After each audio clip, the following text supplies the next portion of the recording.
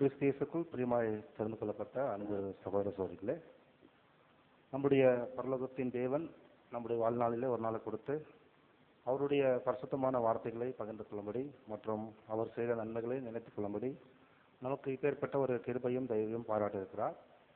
முதலாவது பிதாவாகிய தேவனுக்கு கர்த்தராகிய இயேசு கிறிஸ்து மூலமாக நன்றிகளையும் ஸ்தோத்திரங்களையும் சொல்கிறேன். கடந்த 3-4 மாதமாக அநேக சத்திய வெளிச்சத்தை நம்முடைய பரலோகத்தின் தேவன் நம்முடைய ஆண்டவராக இயேசு கிறிஸ்துவுடைய மரணத்தையும் அவருடைய பாடை குறித்தும் நமக்கான பாத்திரத்தை குறித்தும் ஆழமான உண்மைகள் நமக்கு தெரிவித்தார். நாம் அனைவருமே கடந்த 2 நாளுக்கு முன்னாடி கர்த்தருடைய மரணத்தை நினைவு கூர்ந்து அவருடைய அப்பத்திலும் பாத்திரத்திலும் பங்கு பெறும்படி தேவன் நமக்கு கிருபை பாராட்டினார்கள்.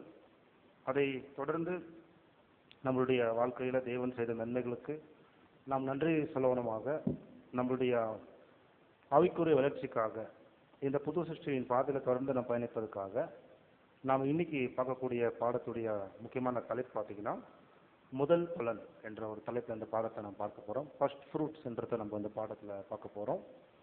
ஸோ பிரியமான சகோதர சகோதரிகளே, இந்த பாடம் எதை ஒட்டி இருக்கும்னு நீங்கள் பார்த்தீங்கன்னா உயிர்த்தெழுதல் சம்மந்தப்பட்ட பாடம் தான். மற்றும் இதில் வேதத்தின் அடிப்படையில் உபதேச ரீதியில் அந்த உயிர்த்தெழுதலை பற்றி நான் படிக்க போகிறோம். அடுத்து நாம் பருகின அந்த பாத்திரத்தில் எவ்வளோ பெரிய ஒரு ஆசீர்வாதம் இருந்தது என்பதையும் நாம் பார்க்க போகிறோம். அதை ஒருவேளை அதாவது பிஃபோர் மெமோரியல் சொல்லும்போது நினைவு கூறுதலின் நாள் வருவதற்கு முன்பாக நம்மளுடைய மனநிலைமை எப்படி இருந்திருக்கும், நினைவு கூறுதலுக்கு அப்புறம் அந்த பாத்திரத்தில் பங்கு பெற்றதுக்கு அப்புறம் எப்படி மனநிலைமை மாற்றப்படும், அதில் சாத்தானுடைய வேலை ஏதாவது நடக்குமா நம்ம மேலே சொல்லும்போது இருக்கும். ஒரு மிக முக்கியமான தாக்கம் வந்து ஆஃப்டர் மெமோரியலுக்கு அப்புறம் இருக்கும் என்பதை நம்ம தெளிவாக இந்த பாடத்தில் புரிந்து கொள்ள போகிறோம் சொல்லி. ஸோ இதோட ஒட்டி தான் இந்த பாடம் இருக்க போகிறது.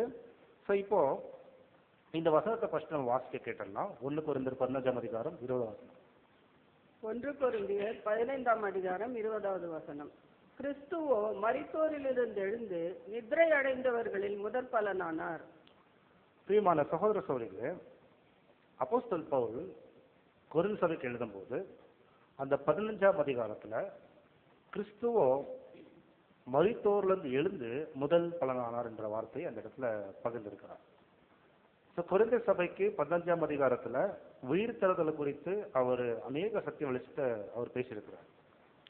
ஸோ அப்படின்னா கொரிந்து சபைக்கு எதற்காக அந்த ஒரு பத்திரம் அவர் எழுதினாரு என்றது படிக்கிறதுக்கு முன்னாடி பைபிள்லேயே அதிகமாக நமக்கு பதிவு செய்யப்பட்ட ஒரு சத்தியம் எதுன்னு பார்க்கும்போது உயிர்த்தெழுதலை பற்றி வேதத்தில் ரொம்ப தெளிவாக பதிவு செய்யப்பட்டிருக்கு.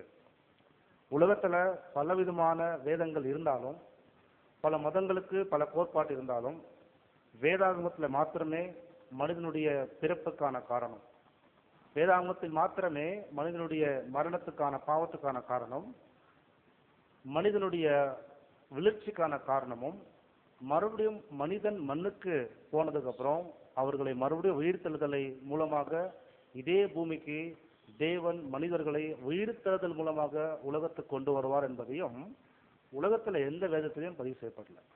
ஸோ உண்மையிலே சொல்லப்போனால் நம்ம தேவனுக்கு ரொம்ப நன்றி சொல்லணும். நம்மளுடைய மனுக்குலத்தின் வரலாறை குறித்து அவங்கள எப்படி மீட்டெடுக்கிறார் என்பதை குறித்தும் ரொம்ப தெளிவாகவே நமக்கு கொடுக்கப்பட்ட பரிசுத்தமான வேதத்தில் இருக்கு. அப்போ உயிர்த்தெழுதல் என்பது ஒரு கிறிஸ்தவ சகோதர சகோதரருடைய அடிப்படைய சத்தியம் என்பதை நம்ம புரிந்து கொள்ள வேண்டியதாக இருக்கு. பேசிக் டாக்டர்னு சொல்லும்போது நம்முடைய ஃபவுண்டேஷன் ட்ரூத்னு சொன்னால் டாக்டர்னல் சப்ஜெக்ட்னு சொல்லும்போது உபதேசம் என்பது உயிர்த்தெழுதல். நம்ம ஏன் இவ்வளோ பிரயாசப்படுகிறோம், நம்ம ஏன் இவ்வளோ வசனங்களை கேட்குறோம், நம்ம ஏன் இந்த கிறிஸ்துவ வாழ்க்கை வாழ்ந்துட்டு இருக்கோம்னா அதோடைய பின்னணி என்னன்னு பார்க்கும்போது நாம் மரித்து நாம் இன்னொரு உலகத்துக்கு கடந்து போக போகிறோம் அல்லது உயிர்த்தெழுதலுக்குள்ளே வரப்போகிறோம் என்பது நம்மளுடைய ஆழமான விசுவாசம். ஆனால் அந்த விசுவாசம் எதன் அடிப்படையில் நமக்கு ஆரம்பிச்சிருக்குன்னு பார்க்கும்போது கடந்த ஒரு 3 மாதமாக நம்ம பாடத்தை கேட்கும்போது கர்த்தர் இயேசுவை ஒரு மிகப்பெரிய குற்றவாளியாக காண்பித்து அவரை இஸ்ரேல் ஜனகத்தில் இருக்கக்கூடிய தலைவர்கள் அவர்லாம் சேர்ந்து அவரை கொலை செய்தார்கள், அவர் பாடுபட்டாரு, அவர் நொறுக்கப்பட்டாரு, அவர் வாதிக்கப்பட்டாருன்னு அநேக பாடத்தை கேட்டோம். அப்படியே அவர் கொலை செய்யப்பட்டாருன்னு பாடத்தை கேட்டோம். இது மனித பார்வை, இஸ்ரேல் தேசத்தில் இருக்கிற ஜனங்களுடைய பார்வை, அவரை கொலை செய்யப்படணும்னு சொல்லி முடிவு பண்ணாங்க. ஆனால் அது வரைக்குமே தேவன் எந்த விதமான வல்லமை வெளிப்படுத்தாதபடிக்கு அவருடைய அனந்த ஞானமானது இந்த மனிதர்கள் எல்லாமே இப்படி ஒரு செயல்களை கர்த்தர் இயேசுக்குள்ள செய்துட்டு இருக்கும்போது அவர் அமைதியா தான் இருந்தார். அவர் எந்த விதமான வல்லமை வெளிப்படுத்தல கர்த்தராகி இயேசு கிறிஸ்துவுக்காக. ஆனா அவங்க கேட்கிற கேள்வி நீங்க பார்க்கும்போது சகோதரர்களே, உங்க தேவன் உனக்குள் பிரியமா இருந்தாருன்னா நீ அவரை உன்னை விடுதலை செய்யணும்னு எதிர்பார்த்தாங்க ஆக்சுவலி. அப்போ அவங்க எதிர்பார்த்த நேரத்துல தன்னுடைய மகன் அவர் விடுதலை செய்யல. அதாவது இஸ்ரேல் தேசத்துல அந்த நாயகர்கள் கேட்கிற நேரத்துல தேவன் தன் மகனை காப்பாத்துறதுக்கு முயற்சி பண்ணல. ஏன்னா அது மீட்கும் பொருளுக்கான ஒரு விலை கிரயத்தை தேவன் செய்துட்டு இருந்தார். இந்த முழு மனுக்குலத்தை காப்பாற்றுவதற்கான முயற்சியை எடுத்துட்டு இருந்தாங்க பார்க்கிறோம். ஆனால் வேதத்துல நமக்கு தெளிவாக சொல்லப்படுகிற சத்தியம் பார்க்கும்போது, வேதாகமத்துல அதே தேவன் மரண கட்டுகளுக்குள் இயேசு கிறிஸ்து கடந்து போகும்போது 3ஆம் நாளிலே தேவன் அவரை மரித்தோரிலிருந்து எழுப்பினார் என்றதுதான் பைபிள்ல அப்போஸ்தலர்களுடைய முதன்மையான சுவிசேஷத்துடைய அடிப்படை சத்தியம்னு பார்த்தீங்கன்னா, அப்போஸ்தலர்களாக அவங்க தெரிந்து கொண்டதுக்கான முக்கியமான காரணம்னு பார்க்கும்போது இதுக்காக தான். அதாவது இந்த உலகத்துல தேவன் ஒரு மிகப்பெரிய காரியம் செய்துட்டு இருக்கிறாரு. அந்த காரியத்தை செய்யறதுக்கான வேலையை தன் மகன் தான் செய்ய போறாரு. ஆனா செய்ததுக்கு அப்புறம் அவர் மரித்து பரலோகம் போனதுக்கு அப்புறம் அதனுடைய ஆசீர்வாதத்தை குறித்து தான் அப்போஸ்தலர்கள் உலகத்துக்கு போய் சொல்ல வேண்டியதா இருந்துச்சு. அதனாலதான் அவர் 12 பேர் அப்போஸ்தலர் சூஸ் பண்ணாராம் பார்க்கிறோம். அப்பேற்பட்ட ஒரு தெய்வீக சத்தியத்தின் வெளிச்சம் நீங்க பார்க்கும்போது உயிர்த்தெழுதல் பத்தி இருக்கக்கூடிய சத்திய வெளிச்சம் சொல்லி. அப்போ உயிர்த்தெழுதல் பத்தி இருக்கக்கூடிய இந்த சத்திய வெளிச்சம் என்பது அவ்வளவு ஆழமான சத்தியமான்னு பார்க்கும்போது உண்மையாகவே நம்ம எல்லாருக்குமே தேவையான சத்தியமா தான் இது இருக்கும். ஏன்னு பார்க்கும்போது இந்த உலகத்துல மனிதர்கள் 2 மிகப்பெரிய பிரச்சனைகளை வாழ்ந்துட்டு இருக்கிறாங்க. ஒண்ணு பாவம், 2வது மரணம். இதுல இருந்து தங்களை விடுதலை செய்வதற்கான வல்லமை மனிதர்களிடத்துல கிடையாது.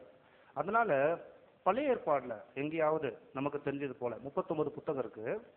இந்த பாடத்தை நானே வெறுமனே பேசாதவருக்கு ஏன் அப்போஸ்தலர் போல அந்த வார்த்தை இயேசு கிறிஸ்து பத்தி சொன்னார், மரித்தோர்ல இருந்து எழுந்து முதல் பலனானார் என்ற வார்த்தை ஏன் சொன்னார்னு அந்த ஆழமான உண்மை படிக்கிறதுக்கு முன்னாடி ஜஸ்ட் சில டிஸ்கஷன் நம்ம என்ன பண்ணலாம்னா சில கேள்விகள் மாத்திரம் நம்ம கேட்கிறோம். ஒருவேளை நீங்க முயற்சி பண்ணுங்க சகோதரர்களே, பழைய ஏற்பாடுல எங்கேயாவது தேவனுடைய திட்டத்தை குறித்து இந்த மீட்கும் பொருளை குறித்து டீட்டெயிலா நான் பார்த்திருக்கிறோம். உயிர்த்தெழுதல் சம்பந்தப்பட்ட வார்த்தைகளை இல்ல உயிர்த்தெழுதலுக்கான ஒரு மிக முக்கியமான சத்தியத்தை பழைய ஏற்பாடுல எங்கன்னா தேவன் பேசியிருக்கிறாரா, உங்களுடைய நினைவுகள் வருகிறதா, யாராவது நீங்க சொல்ல முடியுங்களா? அதாவது பைபிள் பேஸா எழுதப்பட்டதுன்னு சொல்றோம். எங்கேயாவது பழைய ஏற்பாடுல இயேசு கிறிஸ்துடைய மூலமா உயிர்த்தெழுதல் வருது என்பதை பேசிக்காவே மரித்தோர் எழுந்து வருவாங்கன்ற மாதிரி எங்கன்னா பதிவு செய்யப்பட்டிருக்கா பழைய ஏற்பாடுல? Very good. யோபு புத்தகத்துல இருக்கு இல்லைங்களா? ஏதாவது குறிப்பா யோபு புத்தகத்துல சொல்ல முடியுமா? Very good. அப்ப என் மீட்பர் உயிரோடு என்ன பண்ணுவானே, என் மீட்பரை நான் என்ன பண்ணுவேன், நான் காண்பேன் என்றது ஒரு ரிசரக்ஷன் பத்தி யோபு டைரக்டா பேசியிருக்கிறார். Very good. அதே மாதிரி வேற பல ஏற்பாடுல எங்க இருக்குங்களா? ஆபிரகாம் தன் மகனை பலி செலுத்தும் போது அந்த நம்பிக்கை அவருக்கு இருந்திருக்குது. இந்த நம்பிக்கை, என் மகன் மரிச்சாலும் உயிரோட வந்துருவான்ற நம்பிக்கை அவருக்கு இருந்திருக்கு பாருங்க. பைபிள்ல அதெல்லாம் நமக்கு அடிப்படையான விஷயம் இருக்குது. வேற ஏதாவது தகவல் பைபிள்ல இருக்கு பல ஏற்பாடுல? 2 அருமையான விஷயம் நீங்க சொன்னீங்க. எனக்கு அவர் எடுத்துக்கொள்ளப்பட்டாரு மரணம் காணாதபடி என்ற வார்த்தை இருக்கிறது. வேற நேரடியாக இப்ப நீங்க சொன்ன அன்மரி பதிவு மாதிரி வேற எங்கேயாவது இருக்கா? வசனங்களும் சொல்லலாம், இல்ல அதிகாரங்கள் சொல்லலாம். நீங்க ஒருவேளை வசனங்கள் அதிகாரங்கள் 39 புத்தகம் இருக்கு. எசேக்கியேல்ல கூட இருக்கு. ஒரு சில பேர் என்ன பண்ணுவாங்கன்னா எசேக்கியேல் 37 அதிகாரத்துல அந்த உலர்ந்த எலும்புகள் இருக்கு பாத்தீங்களா, உயிருடைய சொல்ல அது உயிர்த்தெழுதல் வச்சுக்குவாங்க. அது உயிர்த்தெழுதல் பத்தி சொல்லக்கூடிய வார்த்தை கிடையாது. அது இஸ்ரேல் ஜனங்களுடைய மறுபடியும் கூட்டி சேர்த்ததில் பத்தி சொல்லக்கூடிய வார்த்தை. வேற எங்கேயாவது இன்னும் இருக்குங்களா சகோதரர்களே? ஏதாவது யோசிக்க முடியுங்களா? பழைய ஏற்பாடுலயே சங்கீதத்துல இருக்கு. நீர் மறுபடியும் சுவாசத்தை அனுப்பும் போது அது மறுபடியும் என்ன பண்ணோம், உயிரோடையும் சொல்லி வசனம் இருக்கு. அதே போல ஏசாயா புத்தகத்துல இருக்கு, மரித்தோரை இந்த பூமி என்ன பண்ணுமா, புறப்பட பண்ணோம் பாத்தீங்களா. அப்புறம் அங்கங்க என்ன இருக்குன்னு பாத்தீங்கன்னா சில வசனங்கள் பைபிள்ல பதிவு செய்யப்பட்டிருக்குது. அது போலவே ஒரு இடத்துல வாக்குதத்தமாகவே தேவன் கொடுத்துட்டு இருக்கிறார். அதாவது வாக்குதத்தமாகவே தேவன் கொடுத்திருக்கிறார். அதுதான் புதிய ஏற்பாடு பழைய ஏற்பாடுல ஃபர்ஸ்ட் ப்ரொஃபஸியே இல்லைங்களா? ஃபர்ஸ்ட் ப்ரொஃபஸர் தானே, உன் வித்துக்கும் ஸ்ரீ வித்துக்கும் இல்லைங்களா? அந்த ஸ்திரீன் வித்து அவன் தலையை நெசுக்குன்னு சொன்னா அந்த வாக்குதத்தத்துல என்ன அடங்கி இருக்குன்னா உயிர்த்தெழுதல் அதுக்குள்ள இருக்கு நம்ம பார்க்கிறோம். அப்படின்னா பைபிள் எழுதப்பட்ட அந்த ஒரு உன்னதமான நோக்கம் என்னன்னு பாத்தீங்கன்னா, விழுந்து போன மனிதர்களுக்கு, தேவனுடைய சாயல் இழந்து போன மனிதர்களுக்கு மறுபடியும் நான் மரணத்திலிருந்து கொண்டு வருவேன் என்ற அந்த வாக்குத்தத்தம் தான் பைபிள் முழுக்க எழுதப்பட்டிருக்கின்றது நாம் பார்க்கிறோம். அதை குறிப்பா அப்படியும் அந்த சகோதரர்களே ஓசியா 13ஆம் அதிகாரம் 14ஆம் வசனத்துல அங்க தேவன் என்ன தீர்க்கதரிசனத்தை சொன்னாரோ அந்த ஆதியாகத்துல அதனுடைய அடிப்படையில ஒரு தீர்க்கதரிசனத்தை தேவனே சொல்லியிருக்கிறார். ஓசியா 13ஆம் அதிகாரம் 14 வசனத்தை வாசிக்க கேட்கலாம். ஓசியா 13:14.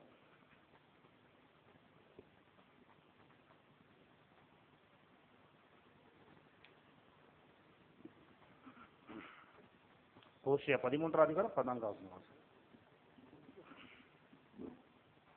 அவர்களை நான் பாதாளத்தின் வல்லமைக்கு நீக்கலாக்கி மீட்பேன். அவர்களை மரணத்துக்கு நீக்கலாக்கி விடுவிப்பேன். மரணமே உன் வாதைகள் எங்கே? பாதாளமே உன் சங்காரம் எங்கே? மனமாறுதல் என் கண்களுக்கு மறைவானதாய் இருக்கும். பாத்தீங்களா, அவர்களை நான் பாதாளத்தின் வல்லமைக்கு மரணத்துக்கு நீங்களாக்கி நான் விடுதலை செய்வேன் என்று வாக்குத்தத்தம் இது. இந்த வார்த்தை இங்கிலீஷ்ல பார்த்தீங்கன்னா ரான்சம் என்ற வார்த்தை அந்த இடத்துல போட்டிருக்கும். அதாவது நான் விடுவிப்பேன் சொல்லும்போது நான் பாதாளத்திலிருந்து விடுவிப்பேன் சொல்றது நம்ம எல்லாருக்குமே அநேக தரம் கேட்டு நம்ம பழகினாலும் நமக்கு இது புதுசா தெரியல.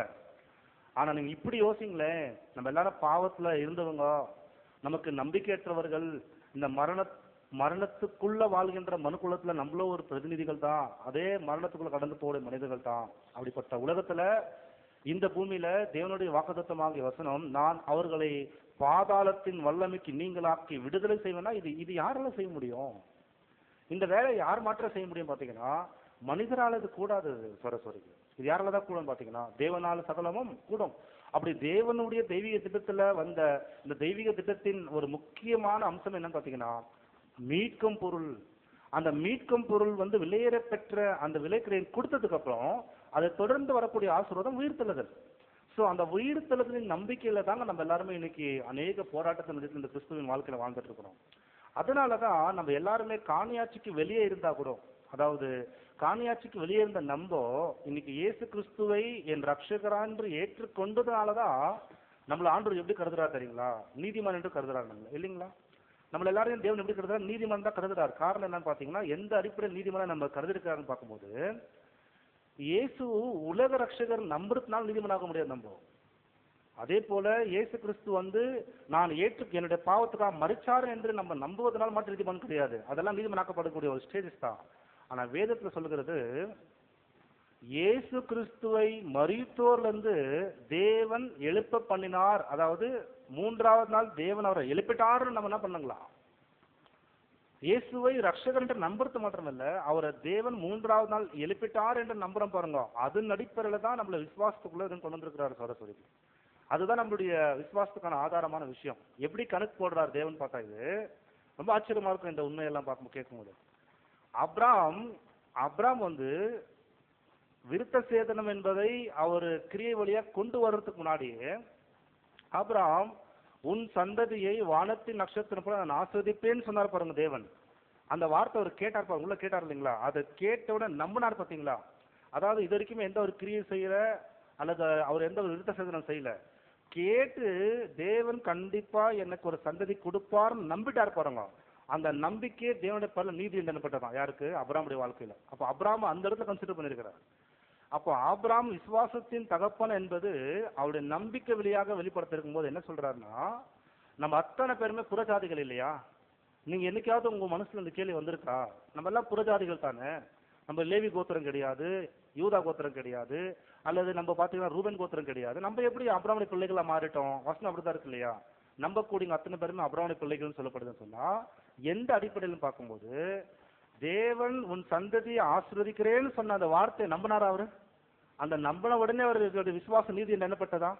அதே போல இப்ப நம்ம வாழ்ந்துட்டு இருக்கிற காலம், இயேசு கிறிஸ்து மரிச்சு எத்தனை வருஷம் ஆச்சு உலகத்துல? கிட்டத்தட்ட 2000 வருஷம் ஆச்சுங்களா? அந்த 2000 வருஷம் ஆகும்போது இயேசு கிறிஸ்து மரித்ததை நம்ம யாராவது பார்த்தோமா? இயேசு கிறிஸ்து வாழ்ந்தது நம்ம யாராவது பார்த்தோமா பூமியில? இயேசு கிறிஸ்து உயிரோட எழுந்து நம்ம பார்த்தோமா? அதாவது அவர் பிறந்ததும் பார்க்கல, அவர் மரித்ததும் பார்க்கல, உயிரோடு எழுந்ததும் நம்ம பார்க்கல. கரெக்டுங்களா? அதே போல அப்ராம் கூட உன் சந்ததியை நான் ஆசீர்வதிப்பேன்னு சொல்லும் போது அந்த சந்ததி அவர் பார்த்தாரா? அப்ப அவர் என்ன பண்ணிட்டாருங்களா? விசுவாசிச்சு என்ன பண்ணிட்டாருன்னா நடத்துவாருன்னு தான் நம்பிட்டாரு இல்லையா?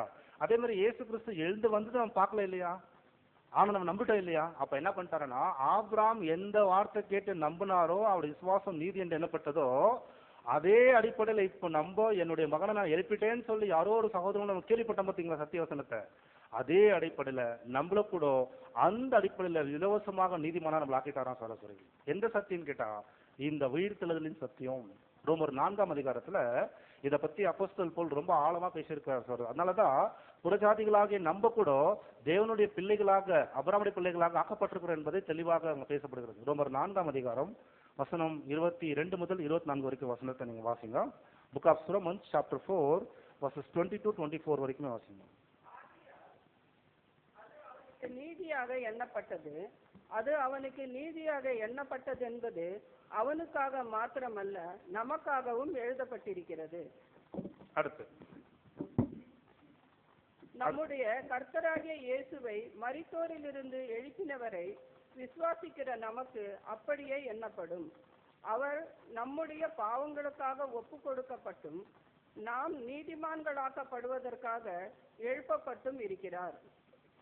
பாத்தீங்களா சகோதரர்களே, இந்த 4ஆம் அதிகாரத்துல நீங்க ஒருவேளை உங்களுக்கு நேரம் கிடைக்கும் போது எல்லாமே இந்த 4ஆம் அதிகாரத்தை முழுக்க நீங்க படிச்சீங்கன்னா எப்படி தேவனுடைய பார்வையில அப்ராம் நீதிமான் எனப்பட்டாருன்னு நாங்க தெளிவா சொல்லப்படும். நாம் எப்படி நீதிமான் எனப்படுறோம் அந்த தெளிவா சொல்லப்படுது. அப்படின்னா உயிர்த்தெழுதலின் நம்பிக்கை என்பது ஒரு மிகப்பெரிய சத்தியம் சொல்றது. வேதாகமத்துல சொல்லப்பட்ட அதி முக்கியமான சத்தியம் உயிர்த்தெழுதல். அதனாலதான் சகோதரர்களே, இன்னைக்கு நம்ம எல்லாருமே இந்த பாதையில தொடர்ந்து வாழ்வதற்கு முயற்சி செய்வதற்கு நம்முடைய எல்லா பாரம்பரியங்களையும் எல்லா கொள்கைகளையும் எல்லா கலாச்சாரங்களையும் விட்டுட்டு இந்த கிறிஸ்துவின் அடிப்படையில் நம்ம தொடர்ந்து வாழ்வதற்கான ஒரே ஒரு நோக்கம், நாமும் கிறிஸ்து இயேசு மரித்தது போலவே நாமளும் மரிப்போம் கிறிஸ்துவுக்காக. ஆனா கண்டிப்பா தேவன் 3ஆவது நாள்ல எப்படி தன் மகனை எழுப்பினாரோ எங்களை கூட என்ன பண்ணாரோ ஒரு எழுப்புவார் என்ற நம்பிக்கை தானே. அந்த நம்பிக்கை தான் நம்ம இந்த வாழ்க்கையை வாழ்ந்துட்டு இருக்கோம்னு சொல்லி பார்க்கும்போது, இப்போ இந்த நம்பிக்கை எப்படி வெளிப்பட்டுச்சு, இந்த நம்பிக்கை எப்படி வெளிப்படுதுன்னு நீங்க பார்க்கும்போது, அப்போஸ்தலன் பவுல் அநேக ஊர்கள்ல சத்தியம் சொல்ல போகும்போது அப்போஸ்தலர்கள் எல்லாருமே அவ்வளவுதான் அந்த நம்பிக்கை எப்படி வெளிப்படுத்திருக்காங்க பாத்தீங்கன்னா, நாங்கள் சாட்சிகள் சொல்ற வார்த்தை வெளிப்படுத்திருக்காங்க. மரித்தோர்ல இயேசு எழுந்து வந்துட்டார் என்பதுக்கு நாங்க விட்னஸ் சொல்ல வந்திருக்காங்கன்னா ரொம்ப இடத்துல பேசியிருக்கிறாங்க. ஒரு பிறவி ஒரு முடவன் இருப்பார். அந்த ஆரம்ப காலத்துல ஒரு தேவாலயத்துல உட்காந்துட்டு இருப்பார். அவர் உடனடியா பேதுரு யோவான் அந்த இடத்துல கலந்து போவாங்க. அப்போ அந்த மனுஷனை பார்த்து, என்னிடத்துல வெள்ளியும் பொண்ணும் இடத்துல இல்ல, ஆனா இயேசுவின் நாமத்துல என்ன பண்ண எழுந்து நடந்து சொல்லி வரும்போது உடனடியா அவர் எழுந்து நடந்துடுவார். அப்படி நடந்த உடனே எல்லாருமே ஆச்சரியப்படுவாங்க, எப்படி இந்த மனுஷன் நடக்க முடிச்சுன்னு ஆச்சரியப்படுவாங்க. அப்பதான் பேதுரு ஒரு பிரசங்கம் பண்ணுவாரு, என்னுடைய பக்தியோ என்னுடைய வைராகியமோ இந்த மனிதன் நடந்தது கிடையாது, என்னுடைய பக்தினாலேயோ வைராகியத்தினால மனுஷன் நடந்தது கிடையாது.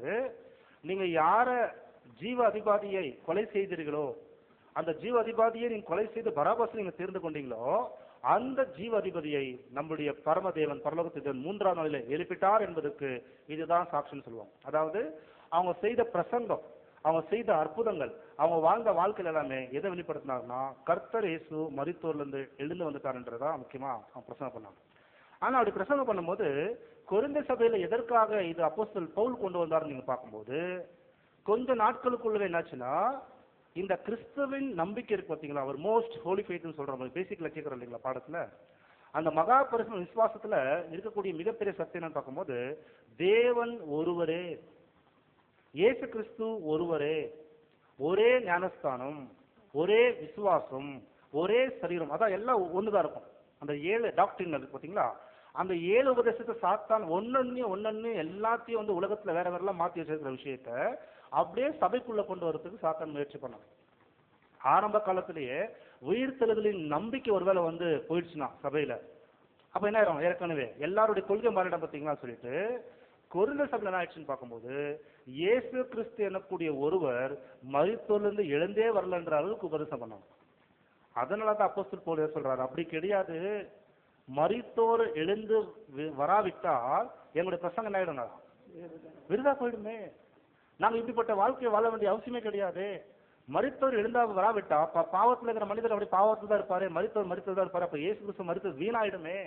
அப்படி கிடையாது, புத்தியினன்ற வார்த்தை பயன்படுத்தி சொல்றேன். நீ விதைக்கிற விதையானது நீ மண்ணுக்குள்ள போட்டா தானே அது என்னாகும், நீ கையில வச்சுட்டு விதையா இருக்கும். ஆனா நீ மண்ணுக்குள்ள அதை போட்டதுக்கு அப்புறம் அந்த விதை என்ன ஆகுது, விதை போட்டவருக்கும் தெரியாது. பொதுவா பாத்தீங்கன்னா விவசாயம் என்ன பண்ணுவாரு, விதை போட்டுடுவார் சொல்றீங்களே. ஆனா அந்த விதையானது அது மண்ணுக்குள்ள கடந்து போனதுக்கு அப்புறம் அது எந்த அளவுக்கு அந்த விதையில இருக்கக்கூடிய அந்த மேல் இருக்குல்ல, அந்த என்ன சொல்றோம் நம்ம தோல் தானே, அது அப்படியே அதை பிரிச்சுட்டு அப்படியே அது உள்ளக்குள்ள மண்ணுக்குள்ள கலந்து இன்னொரு புதிய ஒரு துளிராக வெளியே வருது பாத்தீங்களா? அந்த ப்ரோசஸ் வந்து விதைக்குள்ள இருக்கு. அப்போ ஒரு விதையானது போட்டதுக்கு அப்புறம் அது கண்டிப்பா வரம் இல்லையா? அப்படி இருக்கும்போது இந்த பூமியில மரித்தோர்கள் எழுந்து வருவதற்கான ஒரு முக்கியமான அடையாளம் என்னன்னா, அந்த விதையை வச்சு காமிச்சிட்டு சொல்றாரு, என்னுடைய உபதேசத்தின்படி நான் கற்றுக்கொண்டது மண்ணிலிருந்து கற்றுக்கொள்ளவில்லை, இது கர்த்தரேசு கற்றுக்கொண்டார்னு சொல்லக்கூடிய அப்போஸ்தலர் பவுல் சொல்றாரு, இந்த பூமியிலேயே மரித்தோர்ல முதல் எழுந்து வந்த முதல் பலன் யாருன்னு கேட்டீங்கன்னா, நீங்க ஆச்சரியப்படுவீங்க. நீங்க உபதேசத்தை கேட்டிருக்கிறீங்க, இயேசு எழுந்து வரலன்னு சொல்றீங்க, ஆனா ஃபர்ஸ்ட் ஃப்ரூட் அதான் சொல்றாரு. அதாவது முதல் பலன் என்ற வார்த்தை அந்த இடத்துல பயன்படுத்துறாரு. இப்போ ஒரு கேள்வி இந்த பாடத்துல, இந்த கேள்வியோட படம் தான் இந்த பாடம் நமக்கு எளிமையா புரிய முடியும்.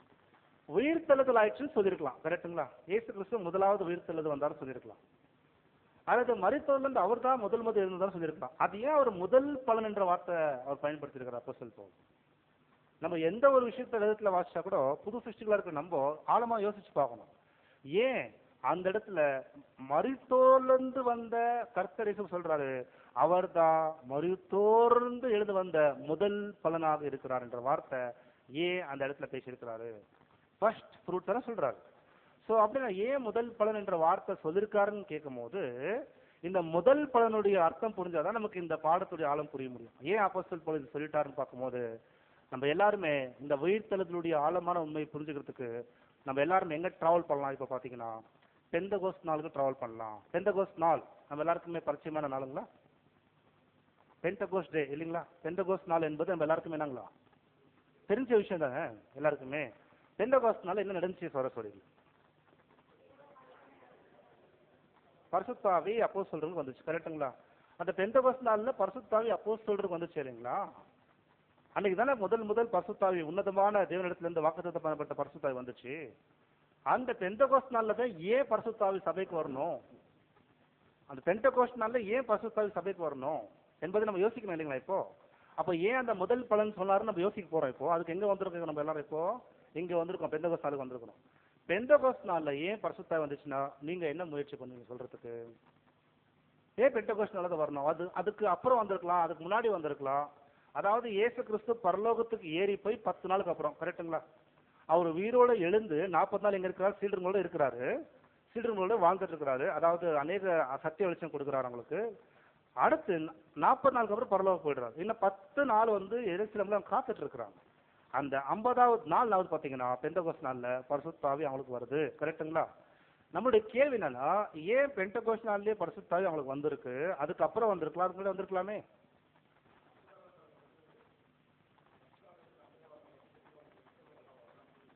மறுபடியும் என்ன கூடி வருவாங்களா? கூடி வருவாங்க. அப்ப ஏதோ கூடி வரக்கூடிய ஒரு வாய்ப்பு என்ன இருக்காங்க இருக்கு, கரெக்டுங்களா? சோ நம்ம எந்த ஒரு விஷயம் எடுத்தாலும் அடிப்படையா சத்தியம் என்ன சொல்லி பாத்தீங்கன்னா, பெண்டகோஸ்ட் என்ற ஒரு வார்த்தைக்கு என்ன அர்த்தங்களா? 50 அவ்வளவுதான் பெண்டகோஸ்ட். சோ பெண்டகோஸ்ட் என்ற வார்த்தைக்கு 50வது நாள் சொல்லும் போது, அந்த 50வது நாள் யூதர்களாகிய அப்போஸ்தலர்கள் அவர்கள் அங்க ஒரு வீட்டுல அவங்க கூடியிருக்கிறாங்க. அந்த நாளிலே உன்னதத்தில் வரக்கூடிய தேவனுடைய ஆவி கடந்து வருது. அப்படி கடந்து வந்த உடனே பார்க்கலாம், அது கடந்து வந்த உடனே பரிசுத்த ஆவியினால் நிறுவப்பட்டு பேசுறாங்களே, சத்தியம் பேசுறாங்க இல்லையா, தேவனுடைய மகத்துவம் தான் நாங்க பேசினாங்க. அப்படி பேசும்போது ஜனங்கள்லாம் வெவ்வேறு கோணத்துல பார்த்தாங்க இல்லையா? இப்போ பேதுரு மற்ற எல்லாரையும், அப்போ பேதுரு தானே எழுதி பேசினாரு, சத்தியம் பேசினாரு, பேதுரு தானே முதல் பிரசங்கம் பேசினாரு. அப்படின்னா இயேசு கிறிஸ்துடைய வாழ்க்கை குறித்து, இயேசு கிறிஸ்து மரித்து அவர் பரலோகத்துக்கு போனதுக்கு அப்புறம் முதல் அப்போஸ்தலர்கள் மூலமாக வெளிப்பட்ட சத்தியம் என்ன சத்தியம் வெளிப்பட்டிருக்கு? ஃபர்ஸ்ட் சத்தியம் இல்ல ஃபர்ஸ்ட் பிரசங்கம் சொல்லலாம், ஃபர்ஸ்ட் விட்னஸ் சொல்லலாம். அது என்ன விட்னஸ் நினைக்கிறீங்க? உயிர்த்தெழுதலின் சத்தியம். பாத்தீங்களா? அப்ப என்ன இருக்கு? ஃபர்ஸ்ட் சத்தியம் என்னங்களா? முதல் சத்தியமே பிரசங்கம் பண்ணப்பட்டிருக்கிறது என்னங்களா? உயிர்த்தெழுதலை பத்தி. யார் தான் பேசியிருக்கிறாரு? பாத்தீங்களா? பேதுருவுக்கான அழைப்புக்கான முக்கியத்துவம் நமக்கு புரிய முடியுதுங்களா?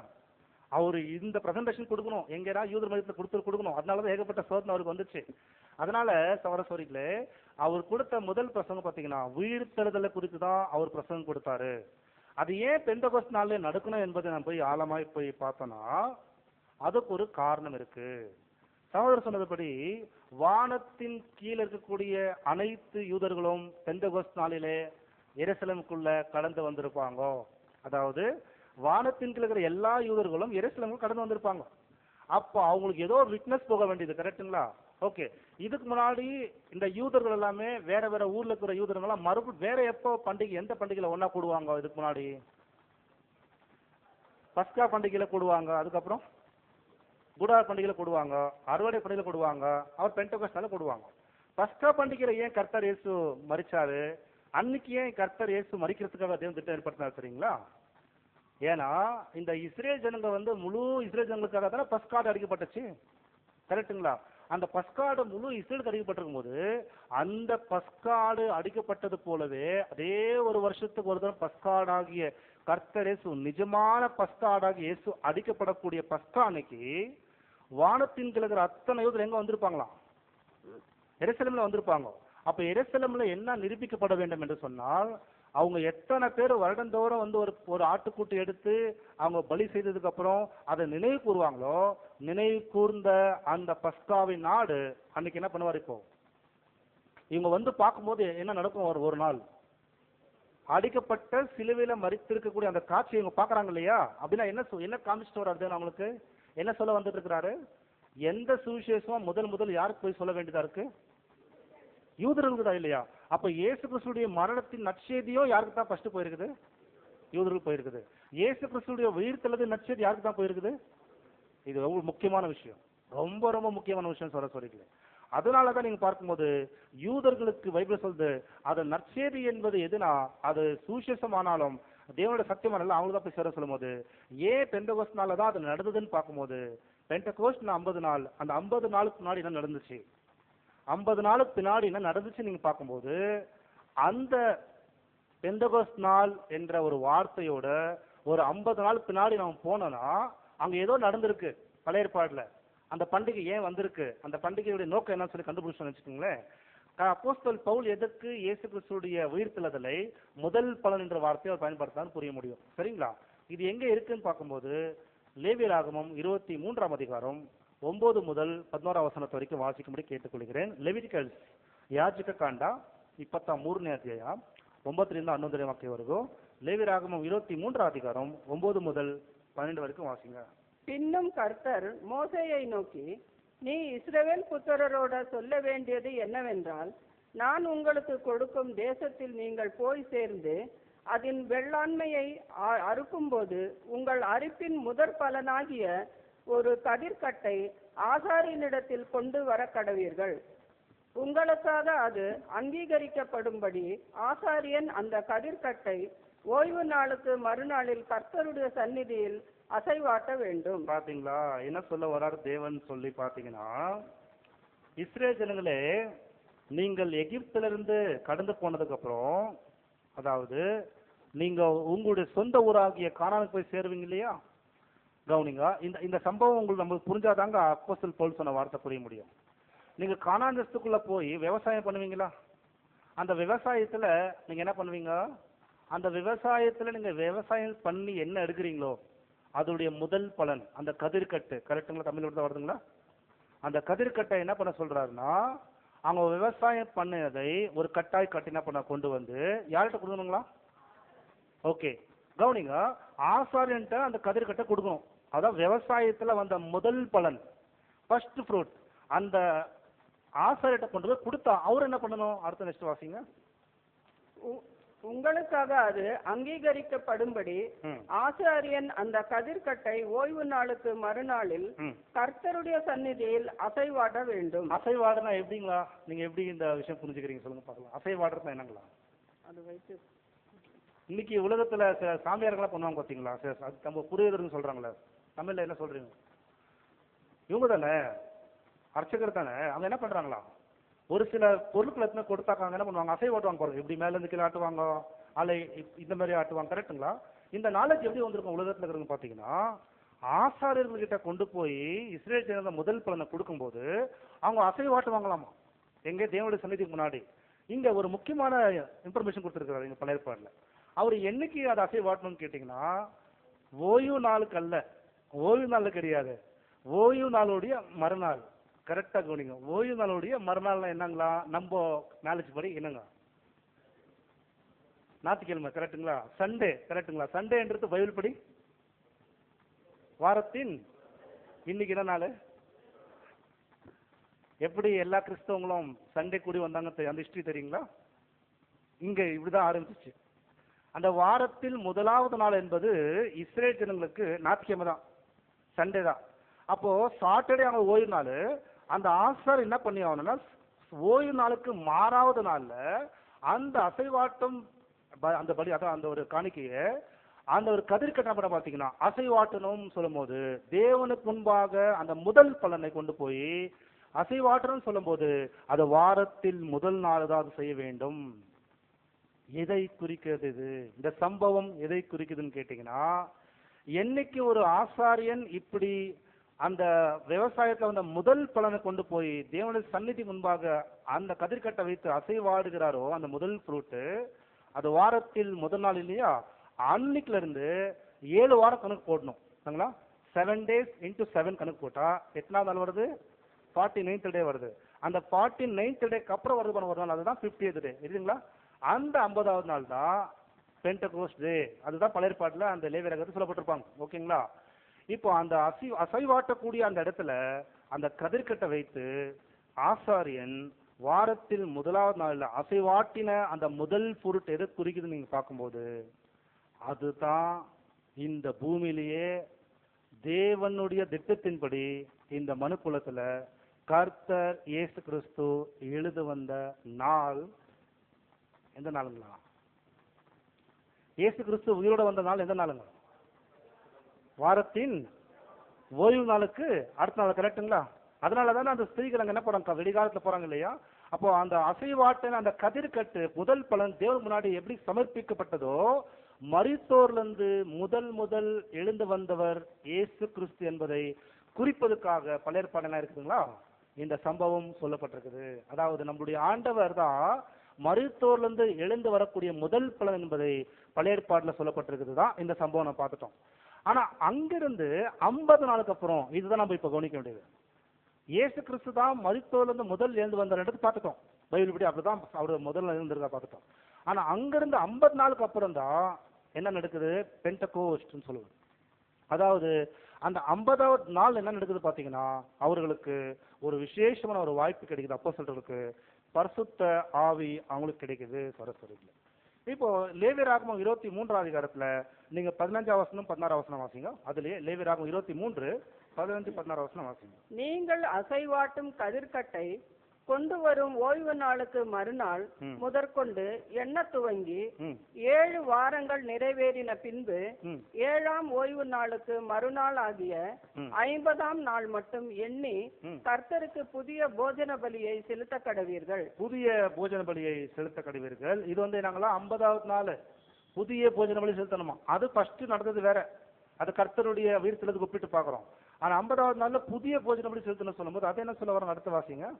நீங்கள் ஒரு மரக்காலிலே 10ல் 2 பங்காகிய மெல்லிய மாவில் புளிப்பாக பாகம் எண்ணப்பட்ட அசைவாட்டும் காணிக்கையாய் இருக்கிற 2 அப்பங்களை உங்கள் வாசல் கால்களில் இருந்து கர்த்தருக்கென்று முதல் பலனாக கொண்டு வந்து அப்பத்தோட கூட கர்த்தருக்கு சர்வாங்க தகன பலியாக ஒரு வயதான பழுதற்ற 7 ஆட்டுக்குட்டிகளையும் 1 காளையையும் 2 ஆட்டுக்கடாக்களையும் கர்த்தருக்கு சுகந்த வாசனையான தகன பலியாக அவைகளுக்கு அடுத்த போஜன பலியையும் பான பலியையும் செலுத்தி போதும். அப்ப எவ்வளவு விஷயங்கள் வருது பாத்தீங்களா? அது எல்லாமே நம்ம முழுக்க கவனம் செலுத்துறத காட்டிலும் 50வது நாளுக்கு அப்புறம் ஒரு புதிய போஜன பலி ஏற்படுத்தணும். அங்க எத்தனை கொண்டு வரணுமா? 2 1 வயதான பழுதற்ற 7 ஆட்டுக்குட்டிகள். அது வேண்டாம், நீங்க மேல படிச்சுன்னு பாருங்க. 2 அப்பம். அதுல என்ன கலந்துருக்கும்? அதுல புளிப்பு கலந்துருக்கும். கவனிங்களே, அதுல புளிப்பு கலந்துருக்கும். கலக்கணும். நீங்க பாருங்க, கரெக்டா அதுல பாத்தீங்கன்னா அங்க இருக்கும். அது 50வது நாள்ல இந்த 2 அப்பத்தை கொண்டு வந்து அதுல புளிப்பு கலந்து அது தேவன் முன்னாடி என்ன பண்ண அசைவாட்டணும்னு சொல்லும் போது அந்த மறுபடியும் வசனம் வாசிக்கிறீங்களா? நீங்கள் ஒரு மரக்காலில் 2 பங்காகிய மெல்லிய மாவிலே புளிப்பாக பாகம் பண்ணப்பட்ட அசைவாட்டும் காணிக்கையாய் இருக்கிற 2 அப்பங்களை உங்கள் வாசஸ்தலங்களிலிருந்து கர்த்தருக்கென்று முதற் பலனாக கொண்டு வந்து. முதல் பலனாக என்ற மாதிரி எகைன் மறுபடியும் அந்த வார்த்தை வந்திருக்குது. முதல் பலன் என்ற வார்த்தை வந்து யாருக்கு தான் பொருந்தும் நம்ம பார்த்தோம், இயேசு கிறிஸ்துக்கு தான். ஆனா மறுபடியும் முதல் பலனாக 2 அப்பங்களை கொண்டு வரணும் என்ற வார்த்தை சொல்லும்போது அதுல புளிப்பு கலந்துருக்கணும்னு சொல்லி அங்க பாக்குறோம். இப்போ நம்முடைய கேள்வி, இது எவ்வளவு பாடங்களை கேட்கிறோம், உங்களுக்குள்ள புளிப்பு இருக்கக்கூடாது தான் பாடம் கேட்டிருக்கோம். எங்கேயும் புளிப்பு இருக்கக்கூடாது, வீட்டுல வெளியே எங்கேயுமே. ஆனா இந்த பலி செலுத்துவ மட்டும் புளிப்பு கலந்துருக்குன்னு சொல்றாரு. அது எப்படி புரிஞ்சுக்கிறது? அவ பைபிள்ல ஒரு இடத்துல ஒரு மாதிரி பேச, இந்த இடத்துல இன்னொரு பேசுமா அப்படிங்களான்னு பார்த்தா இது நிழல் இல்லைங்களா? அப்ப நிழல் சொல்லும் போது முதல் ஃப்ரூட்டா இருக்கக்கூடிய முதல் பலனாகிய அந்த கதிர்கட்டை கொண்டு தேவன் கொடுக்கணும். அதுல புளிப்பு இருக்குமா? பழையற்பாடுல ஆசாரியர் கொண்டு போய் கொடுக்குற முதல் பலன் இருக்கு இல்லையா, அதுல புளிப்பு பேசிட்டு இருக்காரா? இல்ல. அது யாரு குடிக்குது? இயேசு கிறிஸ்துடைய வாழ்க்கையில, இயேசு கிறிஸ்துடைய அர்ப்பணிக்கப்பட்ட அந்த பலியில என்ன இருக்காதுங்களா? புளிப்பு இல்ல. அவர்கிட்ட பாவம் இல்ல. ஆனா 50 நாளுக்கு அப்புறம் இப்போ ஒரு புதிய போஜன பலிக்குள்ள 2 அப்பத்தை கொண்டு வர சொல்றாரு. அதுவும் முதல் பலனா கொடுக்க சொல்றாரு. அதுல புளிப்பு கலந்துருக்க சொல்லும் போது இது எதை குறிக்குதுன்னா, காலையுடைய பலிக்கு அப்புறம் அடுத்து தேவனுடைய பிள்ளைல என்ன வந்துரும்? பழையற்படி வெள்ளாட்டுக்கடை பலி என்பது யாரை குறிக்குது? சபை குறிக்குது இல்லையா? அப்ப சபை பலியாகும் போது சபை ஆகக்கூடிய சகோதர சகோதரியுடைய வாழ்க்கையில என்ன இருக்கும்? அவங்களுடைய சரீரத்துல இருக்கும்போது பலவீனத்துல இருப்பாங்களா? பலவீனத்தின் மத்தியத்தில் என்ன பண்ணுவாங்க பாத்தீங்கன்னா, இந்த ஓட்டத்தை அவங்க ஓடுவாங்க என்பதை, அவங்களுக்குள்ள குறைகள் இருக்கும், ஆனா அந்த ஓட்டத்தை ஓடுவாங்க என்பதை எப்படி காமிச்சிருக்கிறது? தேவனாங்க காமிச்சிருக்கு. அது ஏன் 50th டே பண்ண சொன்னாரு? அடுத்த கேள்வி, ஏன் 50 நாள் பண்ண சொன்னாருன்னு பாத்தீங்கன்னா, 7 into 7 சொல்லும்போது 49 days வருது இல்லையா? 49 days முடிஞ்சதுக்கு அப்புறம் 50 நாள் வருவோம் போதுதான் என்ன நடந்திருக்குன்னு கேட்கும்போது 2 மிகப்பெரிய உண்மையை காண்பிப்பதற்காக தேவன் பழையற்பாட்டுல இந்த சம்பவத்தை இந்த ஒரு பழையற்பாட்டுல இந்த பண்டிகையை செய்ய சொன்னாரு. 50வது நாள் நீங்க மிக முக்கியமான ஒரு நாளாக கருத வேண்டும் சொல்லும் போது சகோதரர்களே, அந்த 50வது நாள் தான் அப்போஸ்தலர்கள் கூடி வந்திருக்கும் போது, வாரத்தின் இருக்கிற எல்லா இவரும் வந்து அங்க வந்திருக்கும் போது ஒரு மிகப்பெரிய விட்னஸ் கொடுக்கறதுக்காக தேவன் ஏற்படுத்தப்பட்ட திட்டம் சொல்லி பார்த்தீங்களா? பழைய ஏற்பாடுல அந்த பண்டிகை கொடுக்கறதுக்கு 2 காரணம் இருந்துச்சு. ஒன்னு, புதிய ஏற்பாடுல இயேசு கிறிஸ்து பெந்தகோஸ்து நாள் வழியாக இந்த சபைக்கு பரிசுத்தாவி கொடுக்கிற விஷயத்த சபையை வந்து ஏற்றுக்கொள்ளக்கூடிய நாள். எங்க நம்ம எப்படி சொல்லலாம்னு பாத்தீங்கன்னா, ரொம்ப எளிமையா புரிஞ்சுக்கலாமே. 40 நாளுக்கு அப்புறம் இயேசு கிறிஸ்து பரலோகம் போயிடுறாருங்களா? 10 நாள் அப்போஸ்தலர்கள் எங்க இருந்திருப்பாங்க? எருசலேம்ல இருந்திருப்பாங்களா? அந்த எருசலேம்ல 10 நாள் அவங்க காத்துட்டு இருந்தாங்களா? எதுக்காக காத்துட்டு இருக்கணும்? பரிசுத்தாவி வருவா காத்துட்டு இருக்கணும் இல்லையா? அப்ப அந்த பரிசுத்தாவி எதன் அடிப்படையில் கொடுக்கப்பட்டுச்சு தெரியுங்களா? எதற்காக பரிசுத்தாவி கொடுத்தாரு? அதோட எவிடன்ஸ் என்னது? ஏன் ஹோலி ஸ்பிரிட் சபை கிடைச்சிச்சு? என்ன எவிடன்ஸ் கேட்டீங்கன்னா, அந்த 10 days இயேசு கிறிஸ்து மரித்து பரலோகத்துக்கு போன அந்த 10 days இருக்கு இல்லைங்களா, அந்த 10 நாள் என்ன நடந்திருக்குன்னு பார்க்கும்போது, எந்த நோக்கத்துக்காக உலகத்துல தன் மகனை அனுப்பினாரோ அந்த மீட்கும் பொருளுடைய விலைக்கரை கொடுப்பதுக்கு, அந்த அங்கீகாரம் இயேசு கிறிஸ்து பரலோகம் போனதுக்கு அப்புறம் தேவன் பண்ணிருக்காரு. அது அங்கீகாரம் வாங்கியிருக்கிறார். அதாவது அது வந்து ரிசீவ் பண்ணிருக்கிறார் தேவன். அதாவது உன்னுடைய பலியை நான் ஏற்றுக்கொண்டேன், உன்னுடைய பலி எனக்கு சுகந்த வாசனையா இருந்துச்சு, எனக்கு உன்னுடைய பலியினால மனுக்குலத்தை நான் ஆஸ்வதிக்க போகிறேன் என்ற விஷயத்தை வெளிப்படுத்துவதற்காக தான் 50வது நாள் நீங்க ஒரு புதிய போஜன பலி செய்யணும்னு சொல்லி பல கட்டளை கொடுத்தாரு இல்லையா? அதே 50வது நாள் பெந்தகோஸ்து நாள் கூடி வரும்போது தேவன் தன்னுடைய பரிசுத்தாவியை கொடுப்பதற்கான காரணம், என்னுடைய மகனுடைய பலியின் வாழ்க்கையை நான் அங்கீகரித்து முடிச்சிட்டேன், காலை பலி முடிஞ்சிச்சு, இப்ப அடுத்த இந்த உலகத்தை நான் ஆஸ்வதிக்கணும். இந்த 2 வார்த்தை இருக்குது. அதாவது ransom price, ransom work என்ற 2 வார்த்தை இருக்கு. பிரதர் வந்து 5வது வால்யூம்ல இதை பத்தி ரொம்ப டீட்டெயிலா பேசுறாரு. அதாவது ransom-உடைய வேலை, ransom-உடைய கிரயம் பார்த்தீங்களா? இந்த 2 வேலை இருக்கு. ransom-உடைய கிரயத்தை கர்த்தர் முடிச்சிட்டார், புரியுதுங்களா? ஆனா ransom-உடைய ஆசீர்வாதம் இருக்கு இல்லையா, அது உலகத்துக்கு போனோம்னா 50வது நாள் தேவன் என்ன பண்றாரு, தன் மகனுக்கு தேவன் கொடுத்த அந்த வேலையை மகன் செய்து முடிச்சதுனால அந்த வேலையை ஆசீர்வதிச்சிட்டேன்னு சொல்றதுக்கான ஒரு வெளிப்பாடு தான் பெந்தகோஸ்து நாள்ல பரிசுத்தாய் வந்துச்சு. அப்ப பரிசுத்தாய் வந்ததுக்கான ஒரு மிக முக்கியமான அடையாளம் என்னன்னு பாத்தீங்கன்னா, ஆக்சுவலி சொல்ல போனா அன்னைக்கு தான் அப்போஸ்தலர்கள் மறுபடியும் ஜெனிப்பிக்கப்பட்டார்கள். அதாவது நமக்கு எவ்வளவு கேள்வி இருக்குள்ள மனசு சில விஷயங்களா, எப்போ இவங்க அப்போஸ்தலர்களுக்கு எப்போ ஜெனிப்பிக்கப்படுறது வந்திருக்கும் பாத்தீங்கன்னா அன்னைக்கு தான். அது வரைக்குமே நான் சொல்லுகிற சத்திய வசனங்கள் உங்களுக்கு எல்லாமே மறந்துட்டா கூட பரிசுத்தாவி வரும்போது சகல சத்தியத்தை உங்களை என்ன பண்ணுவாங்களே அந்த மாதிரி நடந்துச்சு. அன்னைக்கு நடந்துச்சுங்களா? அந்த நாள் பேதுரு என்ன பண்ணாரு, எழுத என்ன பண்றாருன்னா, அந்த பெந்தெகோஸ்தே டே அவர் பரிசுத்தாவியை பெற்றுக்கொண்டது நிமித்தம் அவர் கர்த்தருடைய உயிர்த்தெழுதலை குறித்து சத்தியத்தை உறுதிப்படுத்தியிருக்கிறாரு. அப்படின்னா இந்த சுவிசேஷத்திலேயே மிக முக்கியமான சுவிசேஷம் எது அடிப்படையில் அமைஞ்சிருக்கு பாத்தீங்கன்னா, உயிர்த்தெழுதலை குறித்து தான் சுவிசேஷம் அமைஞ்சிருக்கு சரஸ்வரிக்கு.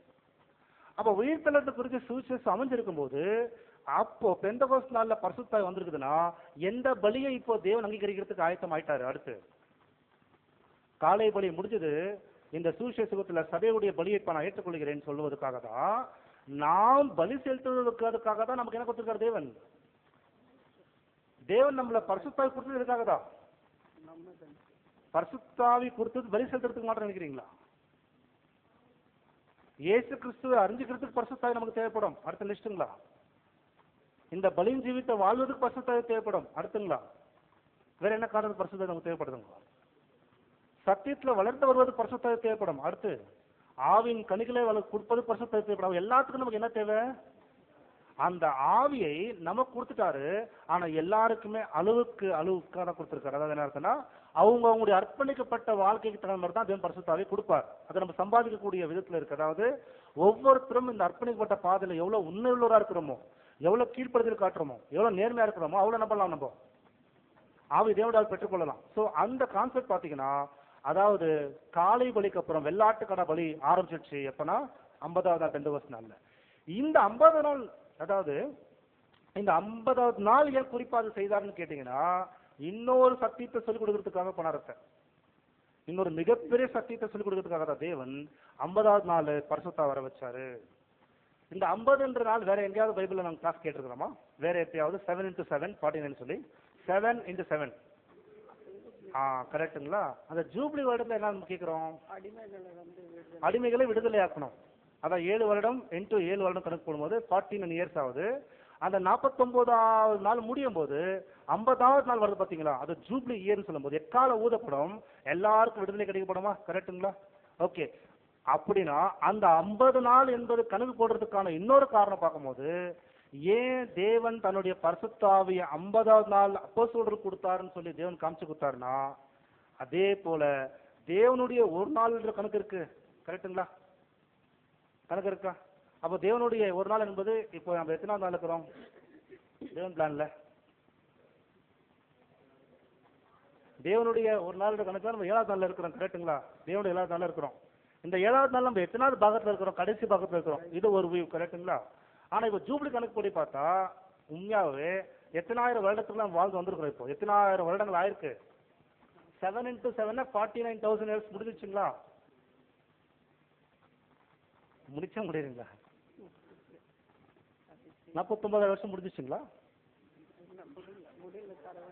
முடியல இன்னும். எப்போ முடியும்? முடியும் போது தெரியுங்களா? கரெக்டா 2027 கரெக்டுங்களா? ஸோ பிரியமான சகோதர சகோதரிகள், அவர் என்ன வெளிப்படுத்துறதுக்கு காமிச்சாருன்னா, 7 into 7 49 இயர்ஸ் முடிஞ்சதுக்கு அப்புறம் மிக முக்கியமான சத்தியத்தை உலகத்துக்கு வெளிப்படுத்துறதுக்காக தேவன் மிகப்பெரிய ஒரு விஷயத்தை வெளிப்படுத்தினார். முழு மனுக்குலத்தை சந்தித்து யுகாயுகம் ஆசீர்வதிக்கிற அந்த ஆசீர்வாதத்தின் விஷயத்தை தான் தேவன் அருமையாக ஆரம்பிச்சதை நான் பார்க்கிறோம். அதனாலதான் சோர சோரிகளே, அந்த 49th இயர் பாத்தீங்கன்னா ஒரு மிகப்பெரிய ஒரு ஸ்லாக்கியமான வருஷம். ஏன் அப்படின்னு பார்க்கும்போது அதுல தேவன் கொண்டு வர அந்த பிளஸிங் என்னன்னு பாத்தீங்கன்னா, பெந்தெகோஸ்து நாள்ல தேவனுடைய ஆவி கொடுத்தாருங்களா? கொடுத்தாரா? அது சபை ஓட்டோடு முடிச்சதுக்கு அப்புறம் அடுத்து யாருக்கு தேவன் ஆவி கொடுக்க போறாரு? மாம்சமான யாவருக்குமே தன் ஆவியே கொடுக்க போறாரு இல்லையா? அது எது கொடுப்பாரு? ஒருவேளை பரிசுத்தாவியை கொடுத்தாரு. ஓகே, அது ஏன் மாம்சமான யாவருக்கும் பரிசுத்தாவி கொடுப்பாரு? அது எதுக்குன்னு பாத்தீங்கன்னா, தலையாகி இயேசுவும் சபையாகி மனவாட்டி இந்த ஓட்ட ஓடி முடிச்சதுக்கான ஒரு பிளஸிங் தான் இந்த மனுக்குலத்துக்கு தன்னுடைய ஆவியை கொடுக்க போறாருன்னு சொல்லும்போது பைபிள் நடந்துக்கிற ஒவ்வொரு நிகழ்வுகளும் ரொம்ப ஆழமான சம்பவத்தை குறிக்குது நாம் பார்க்கிறோம் பிரியமான சகோதரர்களே. அப்படின்னா எல்லாத்துக்குமே அநேக சத்திய வெளிச்சங்கள் உள்ளுக்குள்ள மறைவா வைக்கப்பட்டிருக்குன்னு சொல்லும்போது இப்ப நம்ம அடுத்த ஒரு உண்மை கடந்து போலாம். இந்த உயிர்த்தெழுதலின்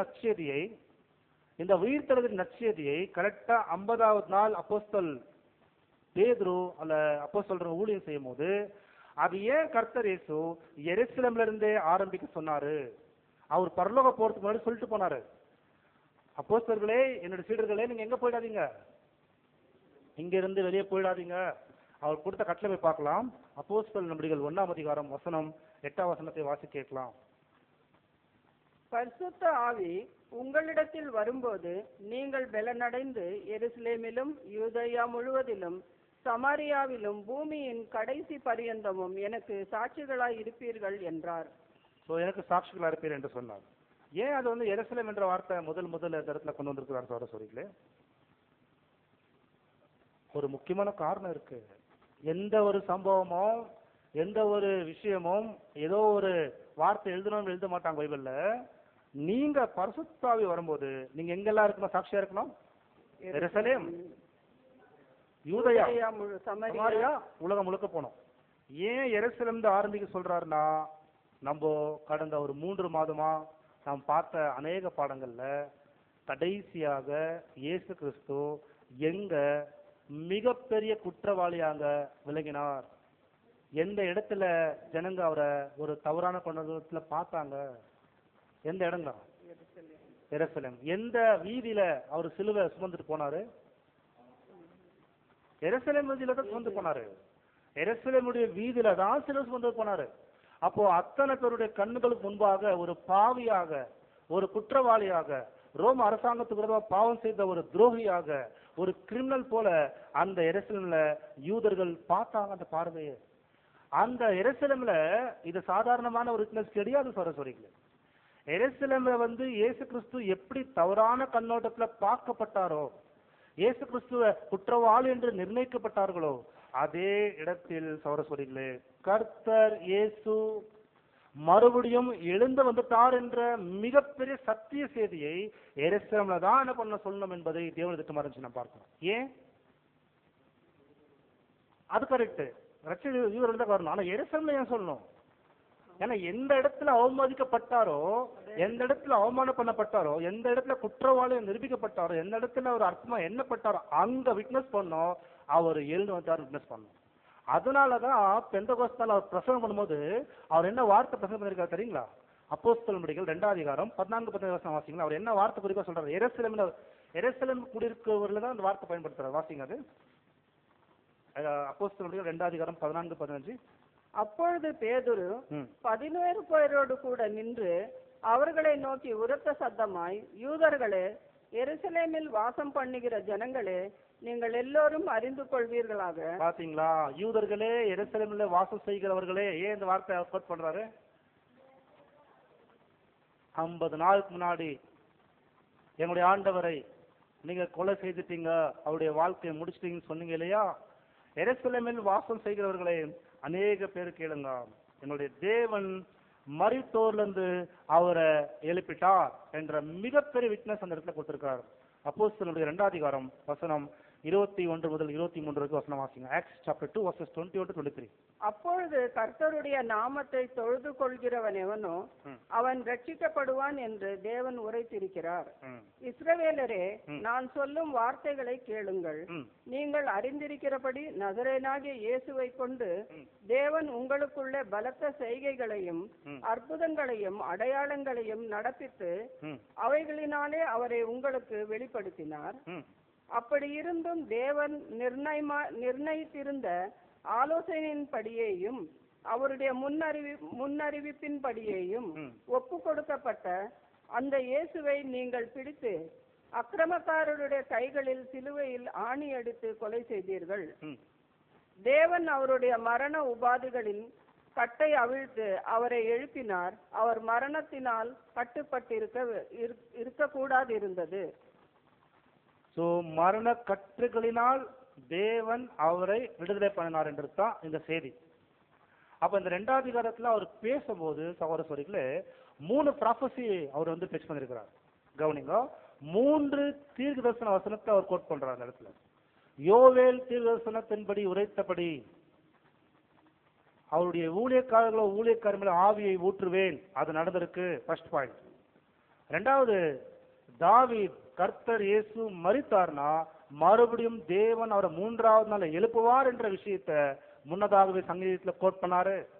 3வது, அவர் எழுந்து வந்து பிதாவுடைய வலது புறத்துல உட்கார்ந்துட்டு இருக்கிறாரு.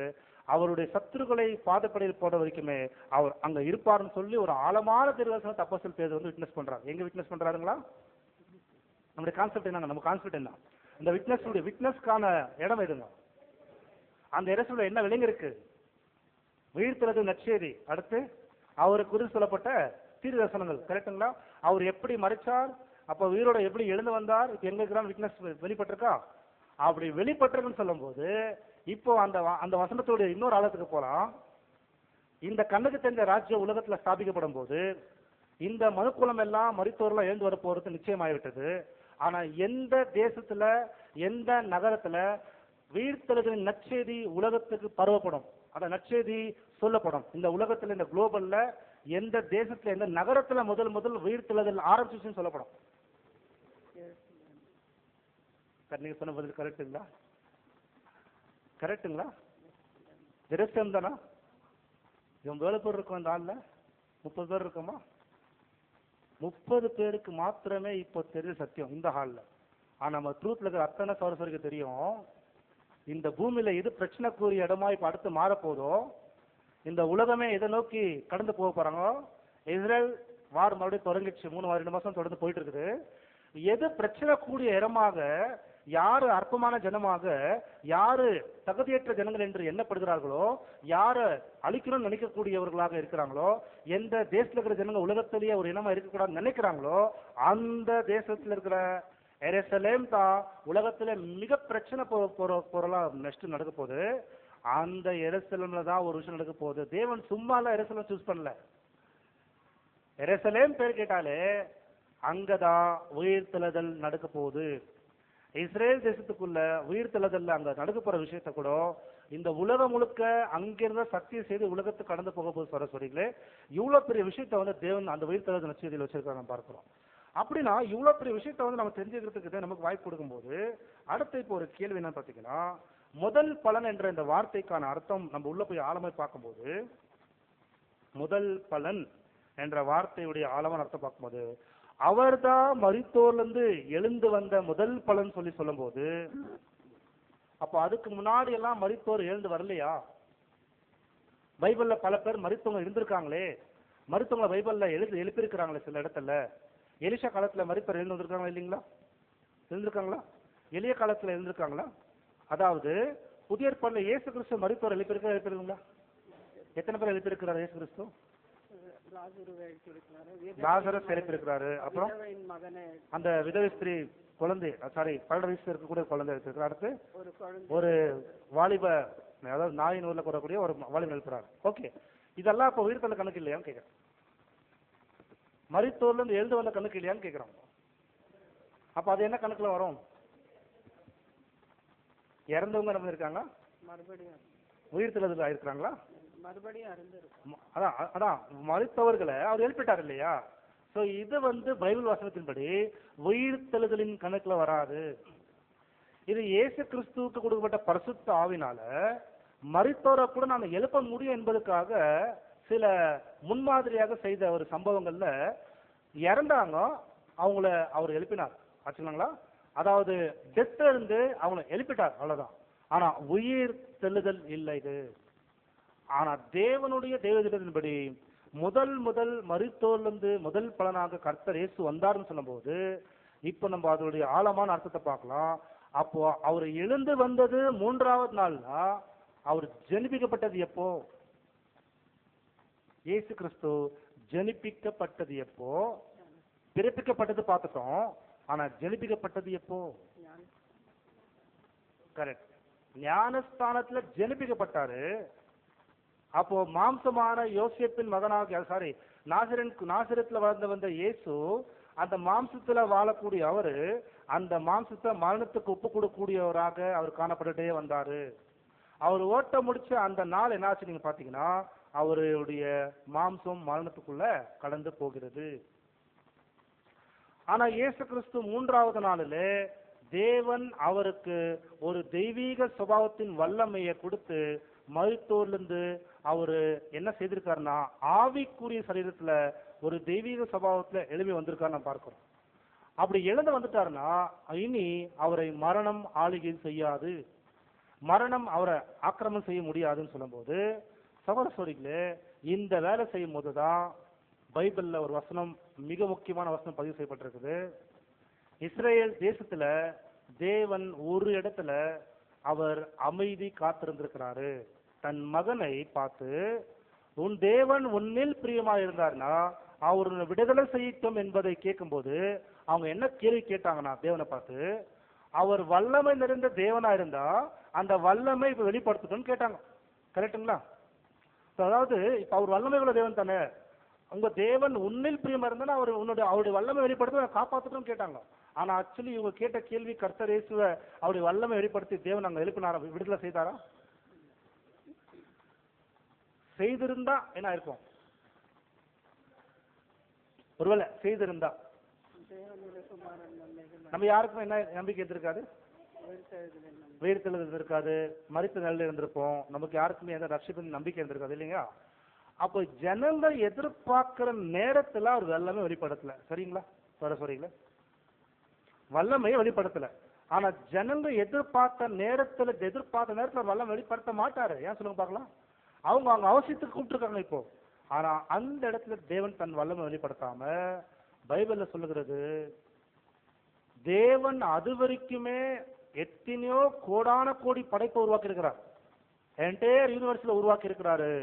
எத்தனையோ கோடிக்கணக்கான மிருகங்களையும் பறவைகளையும் மற்றும் எத்தனையோ விதமான யூனிவர்ஸ்ல மல்டி யூனிவர்ஸ் உருவாக்கி வச்சிருக்கிறாரு. எல்லாத்துக்குமே வல்லமை பயன்படுத்திருக்காரு தேவன். ஆனா வெரி ஃபர்ஸ்ட் டைம் இந்த பூமியில, இந்த மண் உலகத்துல தன்னுடைய தெய்வீக சுபாவத்தில் இருக்கிற பரலோகத்தின் தேவன் ஒரு மிக மிக வல்லமையான செயல் செய்திருக்காரு, இந்த பூமியில செய்திருக்கிறார்.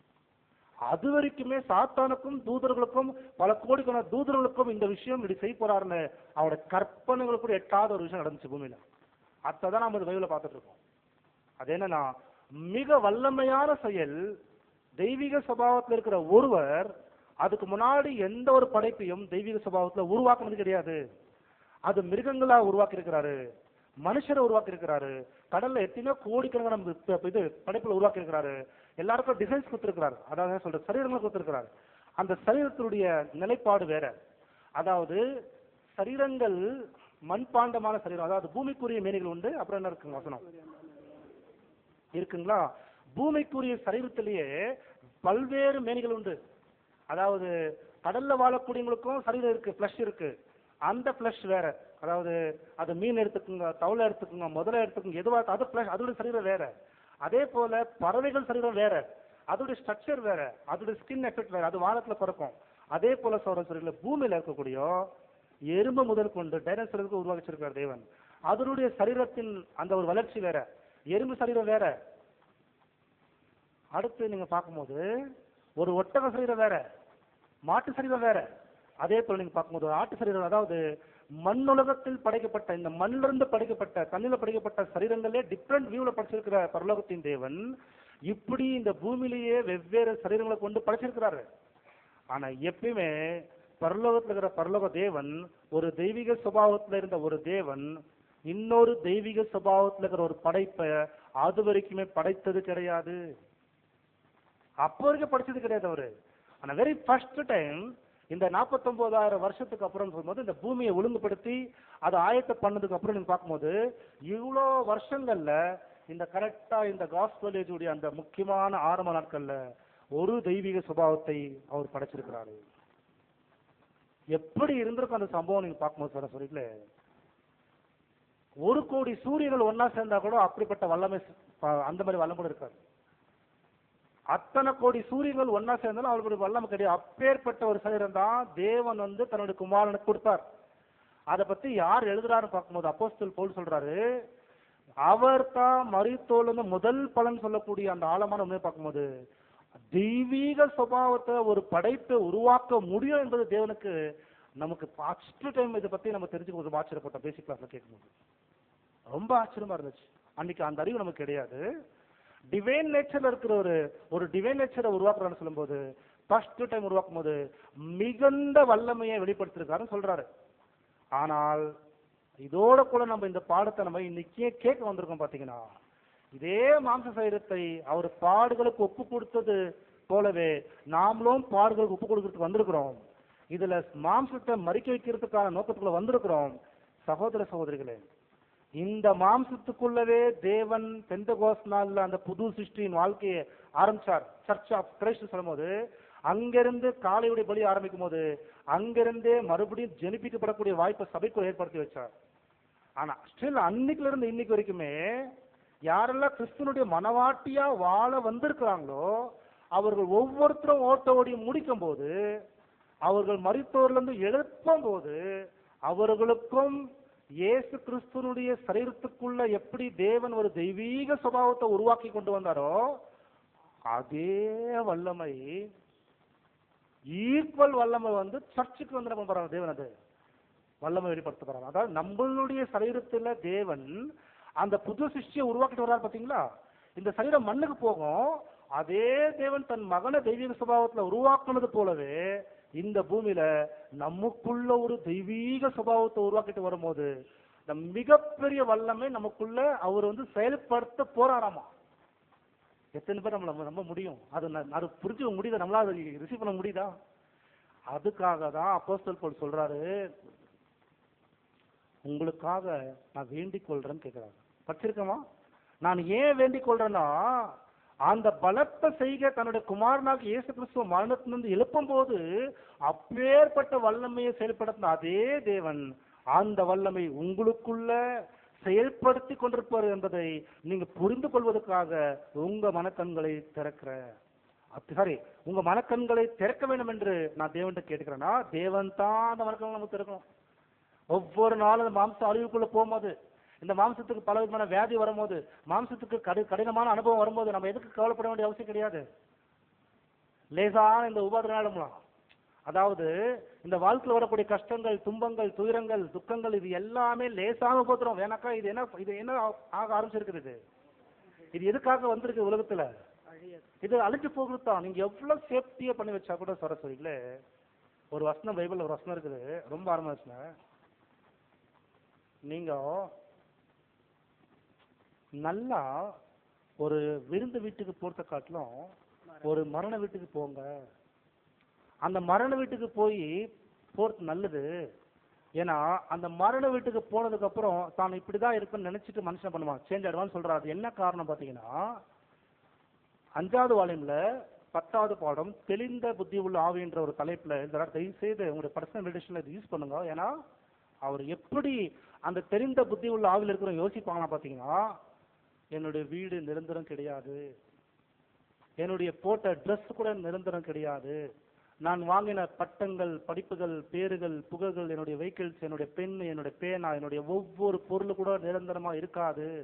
அதாவது நான் யூஸ் பண்ற ஒரு விஷயம் கூட என்கிட்ட இருக்காது, எல்லாமே இங்கே விட்டுட்டு போக வேண்டியதா இருக்கு. அது விட்டுட்டு தான் போனோம். அது எல்லாமே நிரந்தரமும் கிடையாது, இந்த சரீரமும் நிரந்தரம் கிடையாது, இது எல்லாமே டெம்பரவரி தான் சொல்லி இவர் அப்படி யோசிச்சிருப்பாரு. யாரு? புது சிருஷ்டி. ஏன் அப்படி யோசிச்சிருப்பாரு? இதெல்லாம் தற்காலிகமாக, அதாவது டெம்பரவரிக்காக. இந்த சரீரம் இந்த பூமியில உயிரில் இருக்க வரைக்கும் இதெல்லாம் தேவைப்படுது. காசு புரிஞ்சுங்களா? இந்த சரீரம் போயிடுச்சுனாக்கா, அதனாலதான் அந்த தெரிந்த புத்தி உள்ள இருக்கிறவங்க என்ன பண்ணுவாங்கன்னா, இப்படி யோசிக்க கூடியவங்களுக்கு என்ன சொல்றாருன்னா, சபையாகிய பரிசுத்தவான்கள் ஓட்ட ஓடி முடியும் போது அவங்களுடைய சிந்தையானது மகிமைக்குள்ள கடந்து போற அளவுக்கு வளர்ந்திருக்கணும் என்பதற்காக நீங்க என்ன சிந்திங்கன்னா, அழிய போகிற இந்த சரீரம் அழிஞ்சுதான் அழியும், ஆனால் உங்களுக்குள்ள ஒரு பலத்தை செய்துட்டு இருக்கிறாருன்னு சொல்லி உங்க மனக்கண்கள் திறக்கட்டும் என்று வேண்டிக் கொள்கிறேன்னு சொல்லி அப்போஸ்தலன் பவுல் பேசுறாரு. சொல்லும் போது, நாம் ஒவ்வொரு நேரம் நெருக்கப்படும் போது, அநேக அனுபவங்களுக்குள்ள கடந்து போகும்போது, நம்முடைய வாழ்க்கையில பல விதமான அனுபவத்தை அனுமதிக்கும் போது நம்ம என்ன யோசிக்கணுமா, எங்களுக்குள்ள சத்தியத்தின் நிமித்தம் இந்த அனுபவங்கள் வரும்போது எங்களுக்குள்ள அந்த பலத்தை செய்ய என்ன செய்ய போறார் தேவன் செய்ய போறார் என்பதை தேவனிடத்துல மனக்கண்கள் திறப்பதற்கு வேண்டிக் கொள்ளணுமா. எபேசியர் 1ஆம் அதிகாரம் வசனம் 18, 19 வசனத்தை வாசி கேட்கலாம். எபேசியர் 1ஆம் அதிகாரம் வசனம் 18, 19. எபேசியர் 1ஆம் அதிகாரம் 18ஆம் வசனம். தாம் நம்மை அழைத்ததினாலே நமக்கு உண்டாயிருக்கிற நம்பிக்கை இன்னதென்றும் பரிசுத்தவான்களிடத்தில் தமக்கு உண்டாயிருக்கிற சுதந்திரத்தினுடைய மகிமையின் ஐஸ்வர்யம் இன்னதென்றும் தாம் கிறிஸ்துவை மரித்தோரிலிருந்து எழுப்பி அவரிடத்தில் நடப்பித்த தமது பலத்த சத்துவத்தின் வல்லமைப்படியே விசுவாசிக்கிறவர்களாகிய நம்மிடத்திலே காண்பிக்கும் தம்முடைய வல்லமையின் மகா மேன்மையான மகத்துவம் இன்னதென்றும் நீங்கள் அறியும்படிக்கு அவர் உங்களுக்கு பிரகாசமுள்ள மனக்கண்களை கொடுக்க வேண்டும் என்று வேண்டிக் கொள்கிறேன். இது ஒரு பெரிய ஒரு ஆழமான புரிதல். ஜன்ம சுபாவமான மனிதனுக்கு இந்த வார்த்தைகள் புரிந்து கொள்ள முடியாது. உலகத்தில் இருக்கிற மனிதர்களுக்கு பைபிள் புரிஞ்சுக்க முடியாது. அவங்களுக்கு தூக்கம் வர மாதிரி ஆகும். ஏன்னா இதெல்லாமே புது சிருஷ்டிகளுக்காக சொல்லப்பட்ட வார்த்தைகள். ஓன்லி நியூ கிரியேஷன் மாற்றதான் இந்த மாதிரி ஆழமான விஷயத்த புரிந்து கொள்ள முடியும். ஏன்னா ஆவினால் எழுதப்பட்ட வார்த்தைகள். என்ன சொல்றாரு?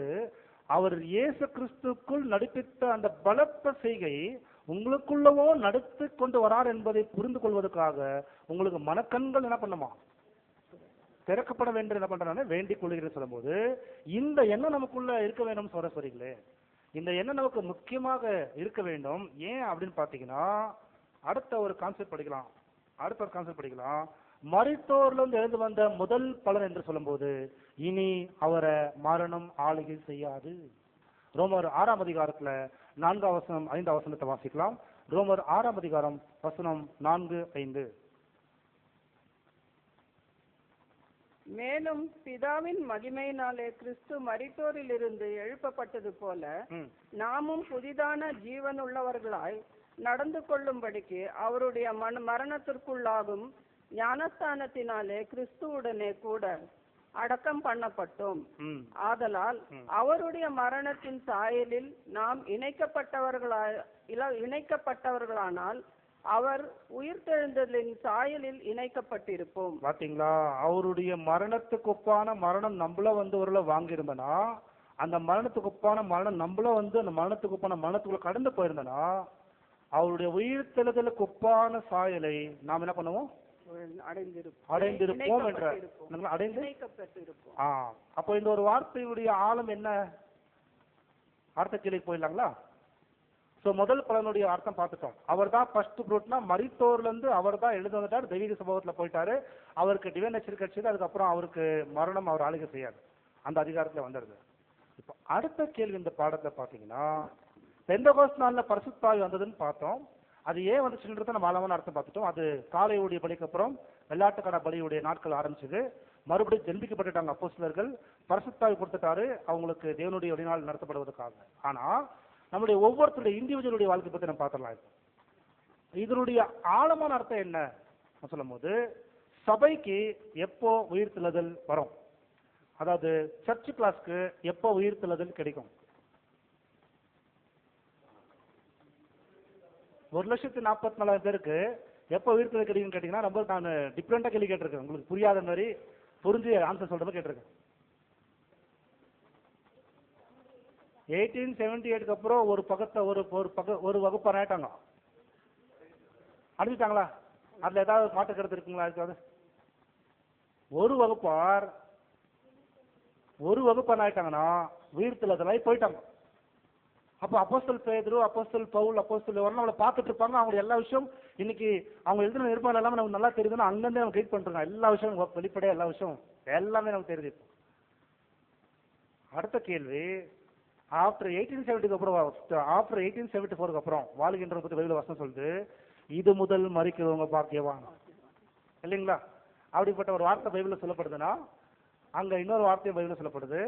இது முதல் மரிக்கிறவங்க பாக்கியவான் சொல்லும் போது இமை பொழுதுல மறுபாவம் வசனம் இருக்கு இல்லையா? கரெக்டுங்களா? அது எப்போ? அந்த காலப்பகுதி எப்போ? இப்போதானே? கரெக்டுங்களா? அப்போ நமக்கு இந்த நம்பிக்கை இருக்கா? நம்ம செக் பண்ணி பார்க்கலாம் பாருங்க. என்னுடைய வாழ்க்கையுடைய அனுபவத்துல நான் இந்த சரீரத்தை விட்டு மறிக்கிற இமை பொழுதுல நான் மறுபாக்கப்படுவேன் என்ற அந்த நம்பிக்கை நமக்கு இருக்கா? நீங்க ஒரு நிமிஷம் 2 நிமிஷம் டைம் எடுத்து யோசனை பண்ணி சொல்லுங்களேன். நான் உங்களுக்கு நெகட்டிவா சிந்திக்க சொல்லல, பயப்படவும் சொல்லல, உறுதியாவே நீங்க சிந்திக்க சொல்லுங்க. இமை பொழுதுல இந்த சரீரம் மண்ணுக்கு போகும்போது நான் அங்க என்னுடைய மனநலாக இயேசு கிறிஸ்துவையும் என் உடன் அங்கத்தார நாங்க பார்க்கவே என்ற அந்த உறுதி நமக்குள்ள இருக்குதுங்களானாக்கா நீங்க சிந்திச்சு பாசிட்டிவா சொல்லுங்க, பரவாயில்ல, தப்பா சொல்லுங்க, தப்பா கேட்கல. Very good, பிரயாஸ் பண்ணுக்கிறீங்க. அடுத்து அது அருமையான ஆன்சர் தான். அடுத்துங்க, அந்த ஓட்டத்தை ஓடணும், அந்த ஓட்டத்தை ஓடிக்கொண்டிருந்து முயற்சி பண்ணிட்டு இருக்கிறோம். அடுத்து அதுக்காக தான் நம்ம இவ்வளவு வசனங்கள் கேட்டு கர்த்தருடைய பாடுகளை பங்குபடுறதுல வந்துட்டு இருக்கிறோம். அடுத்து நீங்க 2 பேரும் அருமையான வார்த்தை சொன்னீங்க. அடுத்து வேற சிஸ்டர்ஸ் சொல்ல முடியுங்களா? பிரயாசப்பட்டு கொண்டிருக்கிறோம் சொன்னீங்க, முயற்சி பண்ணிட்டு இருக்கிறோம் சொன்னீங்க இல்லைங்களா? நம்பிக்கை இருக்கு, அந்த விசுவாசம் எழுந்து போல, கரெக்டுங்களா? ஆனா ஒரு அருமையான நியூஸ் சொல்றதுக்கான ட்ரூத் என்ன தெரியுங்களா? நாம் அனைவருமே ரோமர் 6ஆம் அதிகாரத்துல 6ஆம் வசனத்தின்படி அவர் ரிசரக்ஷன் இஸ் ஆல்ரெடி வெகன், நாம் ஏற்கனவே உயிர்த்தெழுந்து விட்டோம் என்பது தான் உங்களுக்கு ஒரு ஆச்சரியமான சத்தியம். இப்போ உங்களுக்கு ஒரு கேள்வி, உயிர்த்தெழுந்து விட்டோம் என்ற வார்த்தை நீங்க சொல்லிட்டீங்களா பிரதர்? உடனடியா நம்ம எங்கதான் இருக்கிறோம்? இன்னும் மாஸ்டர் தான் இருக்கிறோம். அது எப்படி இந்த வார்த்தையை புரிஞ்சுக்கிறதுன்னு கேட்டீங்கன்னா, சகோதர சகோதரிகளே, நாம் ஏற்கனவே உயிர்த்தெழுதல் ஆகிவிட்டது என்பதை நாம் நிரூபிக்க வேண்டியது நம்மளுடைய வாழ்க்கையில முதல் படிப்பினை. நம்முடைய உயிர்த்தெழுதல் இப்பொழுதே ஆரம்பித்து விட்டது என்பதை நாம் நன்றாக புரிந்து கொள்ள வேண்டும். இதுதான் இன்னைக்கு இருக்கிற மிகப்பெரிய சத்தியம். நம்ம நினைச்சுக்கிறோம் நம்ம ஓடுறோம், ஓட்டம் ஓடி இறுதி நாள்ல நம்ம சரீரத்தை மறிப்போம், அப்படியே என்ன பண்ணுவோம்னா மகிமையில போயிடுவோம் சொல்லி படிக்கிறோம். இது படிச்ச சத்தியம், ஆட்டுக்கிறது இல்லை. ஆனா என்னைக்கு நமக்கு உயிர்த்தெழுதல் நடந்துச்சுன்னு சொல்லி நீங்க கேட்டீங்கன்னா, இந்த உயிர்த்தெழுதல் என்ற வார்த்தையுடைய அர்த்தம் தெரிஞ்சாதான் இது நம்ம புரிஞ்சுக்க முடியும். உயிர்த்தெழுதல் சொல்றீங்களா சரஸ்வரிங்களே? அப்படின்னு என்னங்க? அதான் அப்பயே ஒரு கேள்வி கேட்டோம். அன்னைக்கு மறிச்சவங்க லாசரஸ் அந்த 2 பேர் மறிச்சாங்க, 3 பேர் மறிச்சாங்க இல்லைங்களா? அது உயிர்த்தெழுதல் கிடையாது, அது மரித்தோர்ந்து எழுப்பினது. அப்ப நம்ம உங்களுக்கு கேட்கும் போது என்ன, நம்ம உயிர்த்தெழுதல் ஆயிட்டோமான்னு உங்களுக்கு ஒரு ஷாக், ஆச்சரியமா இருக்கும். ஆனா அந்த உயிர்த்தெழுதலுடைய வார்த்தைக்கான அர்த்தம், உயிர்த்தெழுதல் என்ற வார்த்தை எங்க அப்ளை ஆகுது சொல்லி கேட்டாதான் நமக்கு நல்லா புரியும். சரஸ்வரிங்க, நம்மளை பத்தி இது படிக்கும் போது எளிமையா புரிஞ்சுக்கிறது நம்ம என்ன பண்ண பாத்தீங்கன்னா, உயிர்த்தெழுதல் என்ற வார்த்தை யாருக்கு சொல்லியிருக்கார்? பொதுவா ஆதாமுக்குள் எல்லாரும் மறிக்கிறது போல கிறிஸ்துக்குள் எல்லாரும் உயிரிடம் இழந்து வரணும். ஆனா அந்த இடத்துல குறிப்பா நம்ம கவனிக்கும் போது சரஸ்வரியில என்ன சொல்றாங்கன்னா, ஆதாமுக்குள் எல்லோரும் எழுப்பக்கூடிய விஷயத்தை பத்தி என்ன சொல்லல பைபிள்ல. ஒரு நாள் ஆதாமுக்குள்ள எல்லாரும் எழுந்து வர போறாங்களா? எழுந்து வர போறாங்க. மரித்தோர்ல இருந்து எழுந்து வராங்க பாருங்க. அதை பத்தி உயிர்த்தெழுதல் என்ற வார்த்தை அங்க அப்ளை ஆகிறதுல, மரித்தோர் எழுந்து வந்த உடனே அந்த வார்த்தை அங்க அப்ளை ஆகிறதுல. உயிர் தெழுதல் வார்த்தை புரிச்சுக்கலாம். உயிர் தெழுதல் தான் அர்த்தங்களா? அதாவது மனிதன் 2 நிலையில இருந்து கீழே போயிருக்கிறாங்க. ஒன்று பரிபூர்ண நிலை, அவர் அப்படியே பாவம் செய்ததுக்கு அப்புறம் பாவத்தின் நினைவுகள் பாவத்தின் எண்ணங்களோடு வாழ்ந்து வாழ்ந்து வாழ்ந்து பாவியாகி தேவனுடைய சாயல் தேவனுடைய ரூபத்தை இழந்து அப்படியே மனுஷன் ஜீவிக்க உரிமையை இழந்து பாவி ஆயிட்டா மறைச்சிட்டான். கரெக்டுங்களா? கான்செப்ட் புரிஞ்சுங்களா? பாவி ஆயிட்டாங்க, மறைச்சிட்டாங்க. இப்போ இந்த மனுக்குலத்தை இயேசு கிறிஸ்து மரித்தோர்ல எழுப்பும் போது கொடுக்கப்பட்ட வார்த்தை உயிர் தெழுதல். எழுதல் என்ற வார்த்தைன்னு பார்க்கும்போது சகோதரர்கள் அதனுடைய ரீஃபரன்ஸ் நம்பர் 5873 பார்க்கும்போது rising up out of the grave சொல்லும்போது மாரல் மைண்ட் அந்த அதாவது சொல்ல பார்த்தீங்கன்னா முக்கியமா இந்த ஒரு சரீரத்தில் அங்கே இழந்து வரும்போது ரிட்டர்ன் பேக் டு காட்ஸ், அதாவது கடவுளுடைய அந்த ஒரு இமேஜ் கடந்து போன. இப்போ கடவுளுடைய தேவனுடைய இமேஜுக்கு போயிட்டு அங்கே சேரணும்னு சொன்னா ரொம்ப எளிமையா அந்த பாடத்தை புரிஞ்சுக்கிறேன்னா, எழுந்து வந்தவுடனே உயிர்த்தெழுதல் கணக்கு கிடையாது. ஆதாமுக்குள் இருக்கிற அத்தனை கோடி மனிதரையும் அவர் எழுப்பிடுவாரு.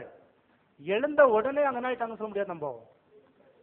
இல்ல, அங்க என்ன என்ன ஆயிருக்குது? இப்ப அவங்களுக்கு உயிர் வந்திருக்குது, அவ்வளவுதான். கரெக்டா? ஆனா எழுதல என்ன பண்ணல. அப்படின்னு அர்த்தம் நின்னிருந்த மனுஷன் பரிபூர்ண அந்த மனுஷன் என்ன ஆயிட்டாரு? இப்ப விழுந்தவர் என்ன பண்ணு இப்போ அப்படின்னா என்ன அர்த்தங்களா?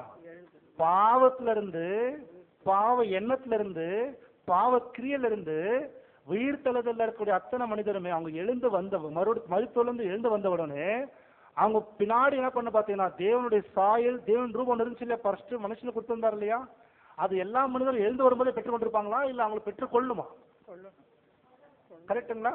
அப்ப எல்லா மனிதருமே 100 வருஷம் டைம் கொடுக்கும்போது ஒவ்வொருத்தரும் என்ன பண்ணணும், அந்த எழுதலுக்குள்ள அவங்க வரணும். இப்போ அதாவது என்னன்னா ரிட்டர்ன் வரணும். எங்க இருந்து? அந்த பாவ நிலையில இருந்து தேவனுடைய மைண்ட் அளவுக்கு இப்போ வளர்ந்து வரணும். கரெக்டுங்களா? அதனாலதான் பைபிள் வசனம் சொல்லுகிறது 1 தீமோத்தேயு 2 அதிகாரம் 4 வசனம் 5 வசனம் சொல்லுகிறது. வசனம் வாசிக்கலாம். 1 தீமோத்தேயு 2 அதிகாரம் 4, 5, 6. 1 தீமோத்தேயு 2 அதிகாரம் 4, 5, 6.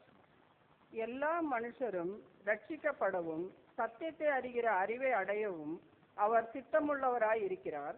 தேவன் ஒருவரே, தேவனுக்கும் மனுஷருக்கும் மத்தியஸ்தரும் ஒருவரே. பாத்தீங்களா? எல்லா மனுஷரும் என்ன பண்ணாங்களா? தேவனுடைய சித்தம். வசனம் வந்துட்டீங்களா? எல்லா மனுஷரும் என்ன பண்ணாங்களா? அவர் சித்தம் ஃபர்ஸ்ட் ரஷ்ய பண்ணணும். அதுக்கப்புறம் இந்த வசனம் யாரு கரெக்டா அப்ளை ஆகும்? முதல் இந்த பார்ட் எல்லா மனுஷரும் ரஷ்ய பண்ணணும், அப்புறம் சத்தியம் கத்துக்கணும். இந்த வார்த்தை யாரு கரெக்டா அப்ளை ஆகும்? உலகத்துக்கு ஏன் இந்த வார்த்தை கரெக்டா அப்ளை ஆகும் சொல்லுங்களேன்? எல்லாரும் மரணத்துக்குள்ள போயிட்டாங்களா? எல்லாரும் மருத்துவ நேர்ந்து வர்றாங்களா? ஃபர்ஸ்ட் பார்ட் அத்தனை. அப்ப எல்லாரும் எழுந்து வந்த உடனே அவங்க என்ன பண்ணி அவங்க நடத்து? கரெக்டா? அவங்களுக்கு அதான ப்ரோசஸ். ஸோ எல்லாரும் மரித்தோர்ல இருந்து விடுதலை வரணும். ஓகே, எழுந்து வந்த உடனே சத்தியத்தை என்ன பண்ண? சத்தியத்தை அறிகிறதுக்குள்ள அறிந்து வரணும். அப்படி அறிவதே யாரோட சித்தமா இருக்கு? இப்ப பாருங்க, ரட்சிக்கப்பட்டவர்கள் எழுத வந்து சத்தியத்தை பெற்றுக்கொண்டு உறுதியா வாழ்ந்து முடிச்சதுக்கு அப்புறம் தானே அந்த வார்த்தை கரெக்டா அப்ளை ஆகும். உயிர் தெழுதல் என்னங்களா அந்த பரிப்பு நிலைக்கு போயிருப்பான். கரெக்டா? இப்போ உலக மனிதருடைய வாழ்க்கையில இந்த ப்ரோசஸ் இப்படிதான் இருக்கும். கரெக்டுங்களா? மரித்தோர்ல இருந்து எழுந்து வருவாங்க, சத்தியத்தை பெற்றுக்குவாங்க, அப்புறம் அந்த பரிப்பு போயிடுவாங்க. ஆனா சர்ச் கிளாஸ் பத்தி கேட்டீங்கன்னா டிஃப்ரெண்ட் என்டையர் பிளானே வேற மாதிரி இருக்கு. கரெக்டுங்களா? நமக்கு என்ன வித்தியாசம் சொல்லுங்க பார்க்கலாம். நம்ம ஏற்கனவே சொன்னோமே, நாம் ஏற்கனவே கிறிஸ்துவின் மரணத்துக்குள்ள ஒப்பான மரணத்துக்குள்ள நம்மளை ஒப்பு கொடுத்ததுனால நீங்க என்னைக்கு ஞானஸ்தானத்துல உங்களை தேவனுக்கு முன்பாடி அர்ப்பணிக்கப்படக்கூடிய வாழ்க்கையில சப்மிட் பண்ணீங்களோ அன்னைக்கே நாம் மறிச்சாச்சு. அதுதான் டெத் சர்மனி, அதுக்கு பேர் டெத். கரெக்டுங்களா? அப்போ அடக்கத்துக்குள்ள கடந்து போனதுக்கு அப்புறம் அவர் எப்படி தேவனுடைய இரக்கத்தினால் மரித்தோர்ல எழுந்து வந்து தெய்வீக சுபாவத்தை பெற்றுக்கொண்டாரோ நம்மளுடைய வாழ்க்கையில என்ன நடக்குது உங்களுக்கு தெரியுதான்னு பாத்தீங்கன்னா, நம் தண்ணிக்குள்ள போய் வந்த உடனே யாராவது வாழ்க்கையில மறுபடியும் ஜனிப்பிக்கப்படுதல் அன்னைக்கே ஆரம்பிச்சுச்சுன்னா, அல்லது எந்த நாள் அவங்களுக்கு ஜனிப்பிக்கப்படுதல் ஆரம்பிக்குதோ அன்னைக்கே அவர்களுக்கு உயிர் தெழுதல் ஆரம்பித்து விட்டது. நமக்குள் உயிர் தெழுதல் ஆரம்பித்து விட்டது. அந்த ப்ரோசஸ் போயிட்டு இருக்குது. நமக்குள் அந்த புதிதாக பிறக்கப்பட்ட புது சிருஷ்டிக்கு நாம் எந்த அளவுக்கு முக்கியத்தை கொடுத்து அதையுடைய வளர்ச்சிக்கான ப்ரோசஸ்ல தேவன் என்னெல்லாம் செய்றாரு அதுக்கு ஒத்துழைக்கக்கூடிய ஒவ்வொரு பரிசுத்தவங்களும் இருந்துட்டோன்னு சொன்னா, சகோதரர்களே, அடையாளமாக மரித்தோர்ல இருந்து நாம் எழுந்து வந்துட்டோம். இப்போ ஒரு அடக்கம் ஆராதனை இருக்குன்னு வச்சுக்கோங்களேன். அடக்க ஆராதனை வந்து கொஞ்சம் மைண்ட் செட் பண்ணிக்கோங்க. அடக்க ஆராதனை வந்து இது இருக்குது. ஒருத்தர் இறந்து போனதுக்கு அப்புறம் அவரை எடுத்து போய் என்ன பண்றாங்க? பாக்ஸ்ல போட்டு அடிக்கிறாங்க. கரெக்டுங்களா? அப்படி அடிச்சதுக்கு அப்புறம் அவர் அவ்வளவுதானே முடிஞ்சு தானே. ஆனா பைபிள் சொல்லிட்டு நீங்க அடக்கம் பண்ணப்பட்டுட்டீங்க கிறிஸ்தியஸுக்குள்ள. அப்ப என்ன ஆயிடுச்சுங்களா? இப்ப இந்த பிளஸ் ஆச்சுங்களா? பட்டு அடக்கப்பட்டாச்சு. இப்ப நம்ம வாழ்ந்துட்டு இருக்கோமே, அப்போ வாழ்றோம், சாப்பிடுறோம், போறோம், வரோம், எல்லாம் பண்றோம். இது எப்படி இது ப்ரோசஸ் பாத்தீங்கன்னா, இந்த பிளஸ் அடக்கப்பட்டது ரொம்ப டீட்டெயிலா நெக்ஸ்ட் நம்ம வேற கிளாஸ்ல படிக்கலாம். அடக்கப்பட்ட ப்ரோசஸ் போயிடுச்சு அடையாள பாஷையில பார்க்கும்போது. ஆனா 6ஆம் அதிகாரம் 7ஆம் வசனம் 8ஆம் வசனம் 9ஆம் வசனம் அப்போஸ்தலர் பவுல் மறுபடியும் பேசுறாரு. ஒரு ஆழமான விஷயம் பேசுறாரு. என்ன சொல்றாருன்னா, ஒரு ஆழமான விஷயம் பேசுறாரு. இந்த அடக்க பண்ணப்பட்ட இந்த சரீரமாகிய அவருடைய திருசபையாருக்கு நடந்திருக்கிற விஷயம் சொல்றாரு. வாசிங்க. ரோமர் 6ஆம் அதிகாரம் 9 பாருங்க. மரித்தோரில் இருந்து எழுந்த கிறிஸ்து இனி மரிப்பதில்லை என்று அறிந்திருக்கிறோம். ம். மரணம் இனி அவரை ஆண்டு கொள்வதில்லை. பாத்தீங்களா சகோதரர்களே, மரணம் இனி அவரை ஆண்டு கொள்வதில்லை. அடுத்து அவர் மரித்தது பாவத்திற்கென்று ஒரே தரம் மரித்தார். ம். அவர் பிழைத்திருக்கிறது தேவனுக்கென்று பிழைத்திருக்கிறார். அப்படியே நீங்களும் உங்களை பாவத்திற்கு மரித்தவர்களாகவும் நம்முடைய கர்த்தராகிய இயேசு கிறிஸ்துவுக்குள் தேவனுக்கென்று பிழைத்திருக்கிறவர்களாகவும் எண்ணிக்கொள்ளுங்கள். தேவனுக்கென்று பிழைத்திருக்கிறவர்களாக எண்ணிக்கொள்ளுங்கள்னா, நாம ஒரு விதத்துல மரித்திருக்கிறோம், இன்னொரு விதத்துல பிழைத்திருக்கிறோம். இந்த ப்ரோசஸ் உலகத்துல யாருக்குமே இல்லை. யாருக்கு தான் இருக்கு? அதனாலதான் ஒரு வார்த்தை எப்பனா நீங்க பயன்படுத்திருப்பீங்க, செத்து செத்து வாழ்ந்துட்டு இருக்க பயன்படுத்துவீங்களா? அந்த வார்த்தை பயன்படுத்தல எப்பயாவது? செத்து செத்து நாங்களா இந்த சரீரம் சாகடிச்சுட்டே இருக்கிறோம், ஆனா புது சிருஷ்டி ஆயிட்டு இருக்குது, வாழ்ந்துட்டு இருக்குது. என்ன நடந்திருக்குது நமக்குள்ளன்னு பாத்தீங்கன்னா, நாம் எப்போ கான்சிக்ரேஷன் பண்ணினமோ அன்னைக்கு நம்மை மரித்தோர்ல அவர் எழுப்பிட்டார். நமக்குள்ள இப்ப என்ன நடந்துட்டு இருக்குன்னு பார்க்கும்போது, நமக்குள் அந்த புதிய சிருஷ்டியின் சுபாவத்தை நாள்தோறும் புதுப்பித்துக் கொண்டே வந்துட்டு இருக்கா சொல்லும்போது, ஒண்ணு வளரணும்னா ஒண்ணு என்ன ஆகணும்? அப்ப தேவன் நமக்குள்ள ரெண்டு ப்ரோசஸ் பண்ணும். என்ன சொல்லுங்களேன்? ஒண்ணு வளர்க்கணும், ரெண்டுக்கு தேவனே பண்ணுவார் நினைக்கிறீங்களா? தேவனே இயேசு கிறிஸ்து லைஃப்ல பண்ணாரா? இயேசு கிறிஸ்து அதுக்கு சப்மிட் பண்ணாருங்களா? அதுதாங்க நம்ம அன்னைக்கு பண்ணோம். அந்த அப்பத்துல பங்கேற்ற இல்லையா, அந்த பாத்திரத்துல பானம் செய்தல, அது எதுக்கு தெரியுங்களா? நீங்க பண்ணுங்க தேவனே எங்களுக்கு. நாங்க என்ன பண்றோம் உங்கள்கிட்ட? நாங்க என்ன பண்ணிட்டோம்? நான் சப்மிட் பண்ணிருக்கிறோம். அந்த பாத்திரத்தில் நாங்க பானம் செய்யறோம், அப்பத்துல பங்கெடுத்துக்கிறோம். நீங்க எங்களுக்கு என்ன டிசைன் பண்ண விரும்புகிறீங்களே அது நீங்க பண்ணுங்க தேவனே. நாங்க முழுமையா உங்கள்கிட்ட ஒப்பு கொடுத்துட்டு தேவனே சொல்லும்போது, இந்த சரீரத்தை என்ன பண்ணுங்க, மரணத்துக்கு கொண்டு போங்க. ஏன்னா இது என்ன பண்ணது, அங்க வந்து அங்க செட் ஆகாது, இது வேற உலகம், இதை கொண்டு போயிருங்க. ஆனா உங்களுடைய சித்தம், உங்களுடைய சிந்தை உங்களுக்குள்ள வச்சிருக்கீங்க இல்லையா, அதை உருவாக்கி வாங்கன்னு தான் நம்ம என்ன பண்றோம், தேவன்கிட்ட ஒப்பு கொடுத்துட்டோம். அப்போ பிரியமான சகோதரர்களே, அப்படின்னா வசனம் எபேசியர் 2:1 சொல்றாரு, அக்கிரமங்களால் மரித்த உங்களை. ரொம்ப அருமையான வார்த்தை. வசனம் வாசிங்க, எபேசியர் 2:1 வாசிங்க. அக்கிரமங்களினால் பாவங்களினாலும் மரித்தவர்களாய் இருந்த உங்களை உயிர்ப்பித்தார். பாத்தீங்களா சகோதரர்களே, நம்மளுக்கு இப்போ உங்களுக்கு சொன்ன கேள்விக்கான விளக்கம் கிடைச்சிருச்சுங்களா? அக்கிரமங்களிலும் பாவங்களிலும் மரித்த உங்களை உயிர்ப்பித்தார். என்ன ஆயிடுச்சு இப்ப நமக்கு? அப்போ உயிர்ப்பித்தார் சொல்லும் போது, ஒருவேளை இந்த சரீரத்துல நமக்கு மரணம் வருதுன்னு வச்சுக்கோங்களேன், அது என்ன நம்ம சொல்லலாம்? அப்போ சரீரத்துல மரிச்சதுக்கு அப்புறம் தான் உயிர் தருவது நடக்குதா?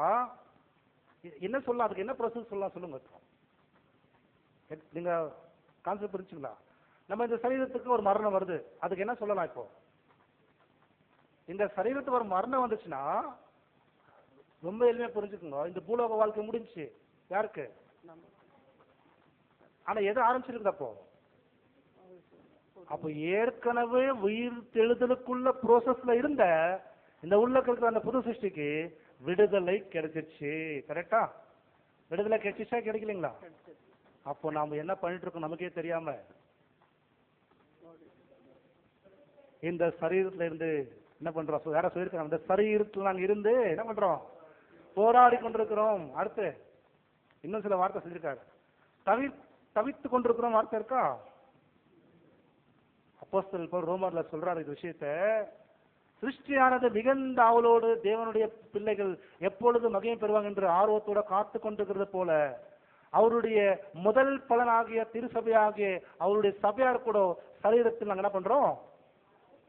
தவித்து கொண்டிருக்கோம். உங்களுக்கு எப்பேற்பட்ட நோவுகள், எப்பேற்பட்ட வலிகள், எப்பேற்பட்ட சோதனை ஏன் வந்துட்டு இருக்குன்னு நீங்க புரிஞ்சுட்டீங்கன்னா, அதன் வழியா உங்க ஓட்டத்தை முடிச்சு அங்க கொண்டு போறதுக்கான ப்ரோசஸ் தேவன் பண்ணிருக்காரு என்ற ஆழமான சத்தியம் புரியும் போது ரிலீஃப் எங்க இருந்துன்னா, இந்த பாடிக்கு மரணம் வரும்போது கிறிஸ்து என் ஜீவன், சாவு எனக்கு ஆதாயம், இப்பேற்பட்ட ஒரு ஆழமான புரிந்து கொள்ளுதல் வரும்போது தான் இந்த சரீரத்துல எப்பேற்பட்ட சோதனை வந்தாலும் நாங்கள் எப்பக்கத்தில் மறைந்து போனாலும் நாங்க என்ன செய்ய மாட்டோம் அப்படி இப்போ. ஏன்னாக்கா எங்களுடைய மரண நாள் எங்களுக்கு என்ன நல்லது? எங்களுடைய டெத் டே எங்களுக்கு விடுதலை நாள், எங்களுடைய முடிவு நாள் அந்த உலகத்துக்கு முதல் ஆரம்ப நாள் இருக்கு. எங்க அப்பா ஊருக்குள்ள கடந்து போன முதல் நாள் அங்க யுகாயுகமா இருப்போம். இந்த வாழ்க்கையுடைய முடிவு நாள் தான் நமக்கு முதல் நாள். இப்ப நம்ம எல்லாரும் எதை நோக்கி வாழலாம்? நம்முடைய மரணத்தை சந்திக்கிறதுக்கு நம்ம என்ன பண்ணலாம்? வாழலாம். அப்படி மரணத்தை சந்திக்கிறதுக்கு நம்ம ரெடி ஆகணும்னு சொன்னா அதெல்லாம் ஏகப்பட்ட வசனம் இருந்துச்சு, படிக்க வேண்டியதில்லை. அதெல்லாம் அப்போஸ்தலர் பவுல் சொல்லப்பட்ட வசனம். ரோமர் 8ஆம் அதிகாரத்தில் இருக்குங்க. 23 வசனம் வருது, 22 வசனம் வரும். அப்போஸ்தலர் பவுல் சொன்னப்பட்ட வார்த்தை கடைசியா இப்படி டிசைட் பண்ணிட்டு அந்த பாடத்துல இப்ப நம்ம இவ்வளவு பேர் சத்தியம் கேட்டோம். இந்த வாழ்க்கையில முதல் பலன் யாருன்னு அதுக்கப்புறம் சபை. அப்போஸ்தலர் யாக்கோபு சொல்றாரு, அவருடைய சத்திய வசனத்தினாலே முதல் பலனாக நம்ம என்ன பண்ற தேவன் ஜனிப்பித்தான். வசனம் இருக்கா? யாக்கோபு 1:18 மட்டும் எடுத்து படிச்சிருங்க. யாக்கோபு 1:18. யாக்கோபு 1:18. அவர் சித்தம் கொண்டு தம்முடைய சிருஷ்டிகளில் தாம் முதற் பலன் ஆவதற்கு நம்மை சத்திய வசனத்தினாலே ஜனிப்பித்தார். பார்த்தீங்களா? முதல் பலனாக ஃபர்ஸ்ட் ஃப்ரூட் யாருங்க பைபிள்ல? இயேசு கிறிஸ்து. ஓகே, அப்படிதான் பேர் படிக்கிறோம் இல்லையா? அப்ப இயேசு கிறிஸ்து முதல் பலன் சொன்னா சபையை பத்தி சொல்லும் போது என்னன்னு சொல்லியிருக்கணும்? அப்படிதானே சொல்லியிருக்கணும். ஏன் சபையை கூட முதல் பலன் சொல்லியிருக்கு பைபிள்ல? அடுத்த கேள்வி. அவரோட சரீரமாக. ஏன்னா தேவன் என்ன பண்ணலனா தலையையும் சரீரத்தையும் வேற வேற பார்த்து அவருக்கு தெரியல, அவர் பார்க்க மாட்டாரு. தலையையும் சரீரத்தையும் ஒன்றாய் பார்க்கறதுனால ரெண்டு பேரையும் என்னுடைய பிள்ளைகள் என்று பார்க்கிறாரு. தன்னுடைய குமாரனை அநேக உபதிரத்தினுடைய பூர்ணப்படுத்துவது தேவன் சித்தம் போல அநேக குமாரர்களை இவருடைய பாடுகளுக்கு ஒப்பான பாடுகளை கொடுத்து என் குமாரர்களை மகிமையில கொண்டு போக சொல்லி சில பாடுகள் சில கஷ்டங்கள் கொண்டு கொடுத்து அவங்கள மகிமைப்படுத்தும்படி அந்த குமாரருடைய லிஸ்ட்ல நம்ம கொண்டு வந்துட்டார் இல்லையா? அப்போ தன்னுடைய குடும்பத்துல முதல் மகன் என்ன பண்ணிட்டாரு, இந்த மண் உலகத்துல இருந்து முதல் பலனாக கொண்டு போயிட்டார், பரலோக தெய்வ சபை கொண்டு போயிட்டாரு. அவருடைய பாடி விமர்சனம் கூட முதல் பலன் தான் சொல்றாரு. ஃபர்ஸ்ட் ஃப்ரூட் இந்த வேர்ட் பாத்தீங்கன்னா சர்ச் கிளாஸ். அப்ப நம்மள கூட முதல் பலன் சொல்றதுக்கான காரணம் தேவன் அவருக்கு என்ன தெய்வீக சபை கொடுத்தாரோ அதை யாரு தரப்போறாரு? அவருக்கு என்ன ஆசிரியத்தை கொடுத்தாரோ அதான் யாரு தரப்போறாரு? அவர் முழு மனுக்குலத்தை ஆசிரிப்பதற்காக அவர் என்னெல்லாம் பிளஸிங் கொடுத்தாரோ அதை அப்படியே பாடி மெம்பருக்கு கொடுக்கும்போது நம்மளுடைய சிந்தையில நம்மளுடைய எண்ணங்கள்ல சரஸ்வரிகளே இப்பேற்பட்ட அந்த ஒரே சிந்தை உள்ளவராக நம்ம முதல் பலனாகும்படிக்கு தேவன் இவ்வளோ பெரிய ஒரு வாய்ப்பை கொடுத்துட்டாருன்னா சர்ச் கிளாஸ் ஓட்ட முடிச்சிட்டாங்கன்னு சொல்லும்போது அந்த முதல் பலன்கள் இந்த சபை வகுப்பார் பாடுகள் பட்டு ஓட்ட முடிச்சிட்டாங்கன்னா அதனுடைய ஆசீர்வாதமா தான் உலகத்துக்கு மாம்சமான யார் மேல ஆவியை விட்டுருப்பாங்க. அப்போ முழு மனுக்குழுமே தேவன்கிட்ட சந்திக்கிறதுக்கு யார் அது வாய்க்காலுக்கு போறாங்க? வாய்க்கால் சேனலா போறாங்க. சேனல் மாதிரி யாரு? Church class. ஆனா இப்படி நம்ம முடிவு பண்ணிட்டு நம்ம கிளாஸ் கேட்டுறது இல்லையா? ஆனா இதே மாதிரி இருக்க முடியுதா? நம்ம இருக்க முடியுதா? நடைமுறை வாழ்க்கையில நம்ம இருக்க முடியுதா? இவ்வளவு பெரிய சத்தியம் கேட்கிறோமே, உண்மையா உத்தமமா வேற எப்படி வாழ முடியுதான்னு பாத்தீங்கன்னா இதுக்கு ஆப்போசிட்டா சித்திக்கிற ஒருத்தர் இருக்கிறாருல்ல, யாருங்களா? நம்ம எதிராளி தானே. அவர் என்ன பண்ணுவார் தெரியுங்களா? நம்ம எப்படி இந்த 3-4 மாசம் சத்தியத்துக்காக வைராகியத்துக்காக பாசிட்டிவ் போட்டிருப்போம், நீங்க ஜெபம் பண்ணிருப்பீங்க, அதிகம் மெடிடேஷன் பண்ணிருப்பீங்க, ஒரு குறிக்கோள் வச்சிருப்பீங்க, இத்தனை எல்லாம் அந்த வருஷத்துல செய்யணும் சொல்லி முடிவு பண்ணிருப்பீங்க. எத்தனை நாள் ஆச்சுங்க? ஆனா எல்லாரும் அதே சிந்தையில அதே வைராகத்துல அதே மைண்ட்ல இருக்கிறாங்க. பாத்தீங்கன்னா இந்த 2 நாள்ல திசை திருப்பப்படுதல் வந்திருக்கான்னு இல்லையா? இந்த 2 நாள்ல வேகப்பட்ட மைண்ட் சேஞ்ச் ஆச்சா இல்லையா? அது எப்படி நம்மளால அது அப்படி எப்படி முடியுதுன்னு பாத்தீங்கன்னா அப்போஸ்தலர் பவுல் கண்டுபிடிச்சாரு. அவரு கிளியரா கண்டுபிடிச்சு சொல்லிட்டாரு, அந்த பாத்திரத்துல பக்கத்துல பேய்களின் பாத்திரம் இதுன்னு சொல்றாரு. கண்டுபிடிச்சாரு அவரு. நம்ம பாத்திரத்தை பானம் பண்றோம் இல்லைங்களா, அந்த பாத்திரத்தில் பானம் செய்தது எதற்காக செய்தோமோ அது கிரியில கொண்டு வரக்கூடாதுன்னா கூட பக்கத்திலே சாத்தானு ஒரு பேய்களுடைய பாத்திரத்தை கொண்டு வந்துக்கிறாராமா.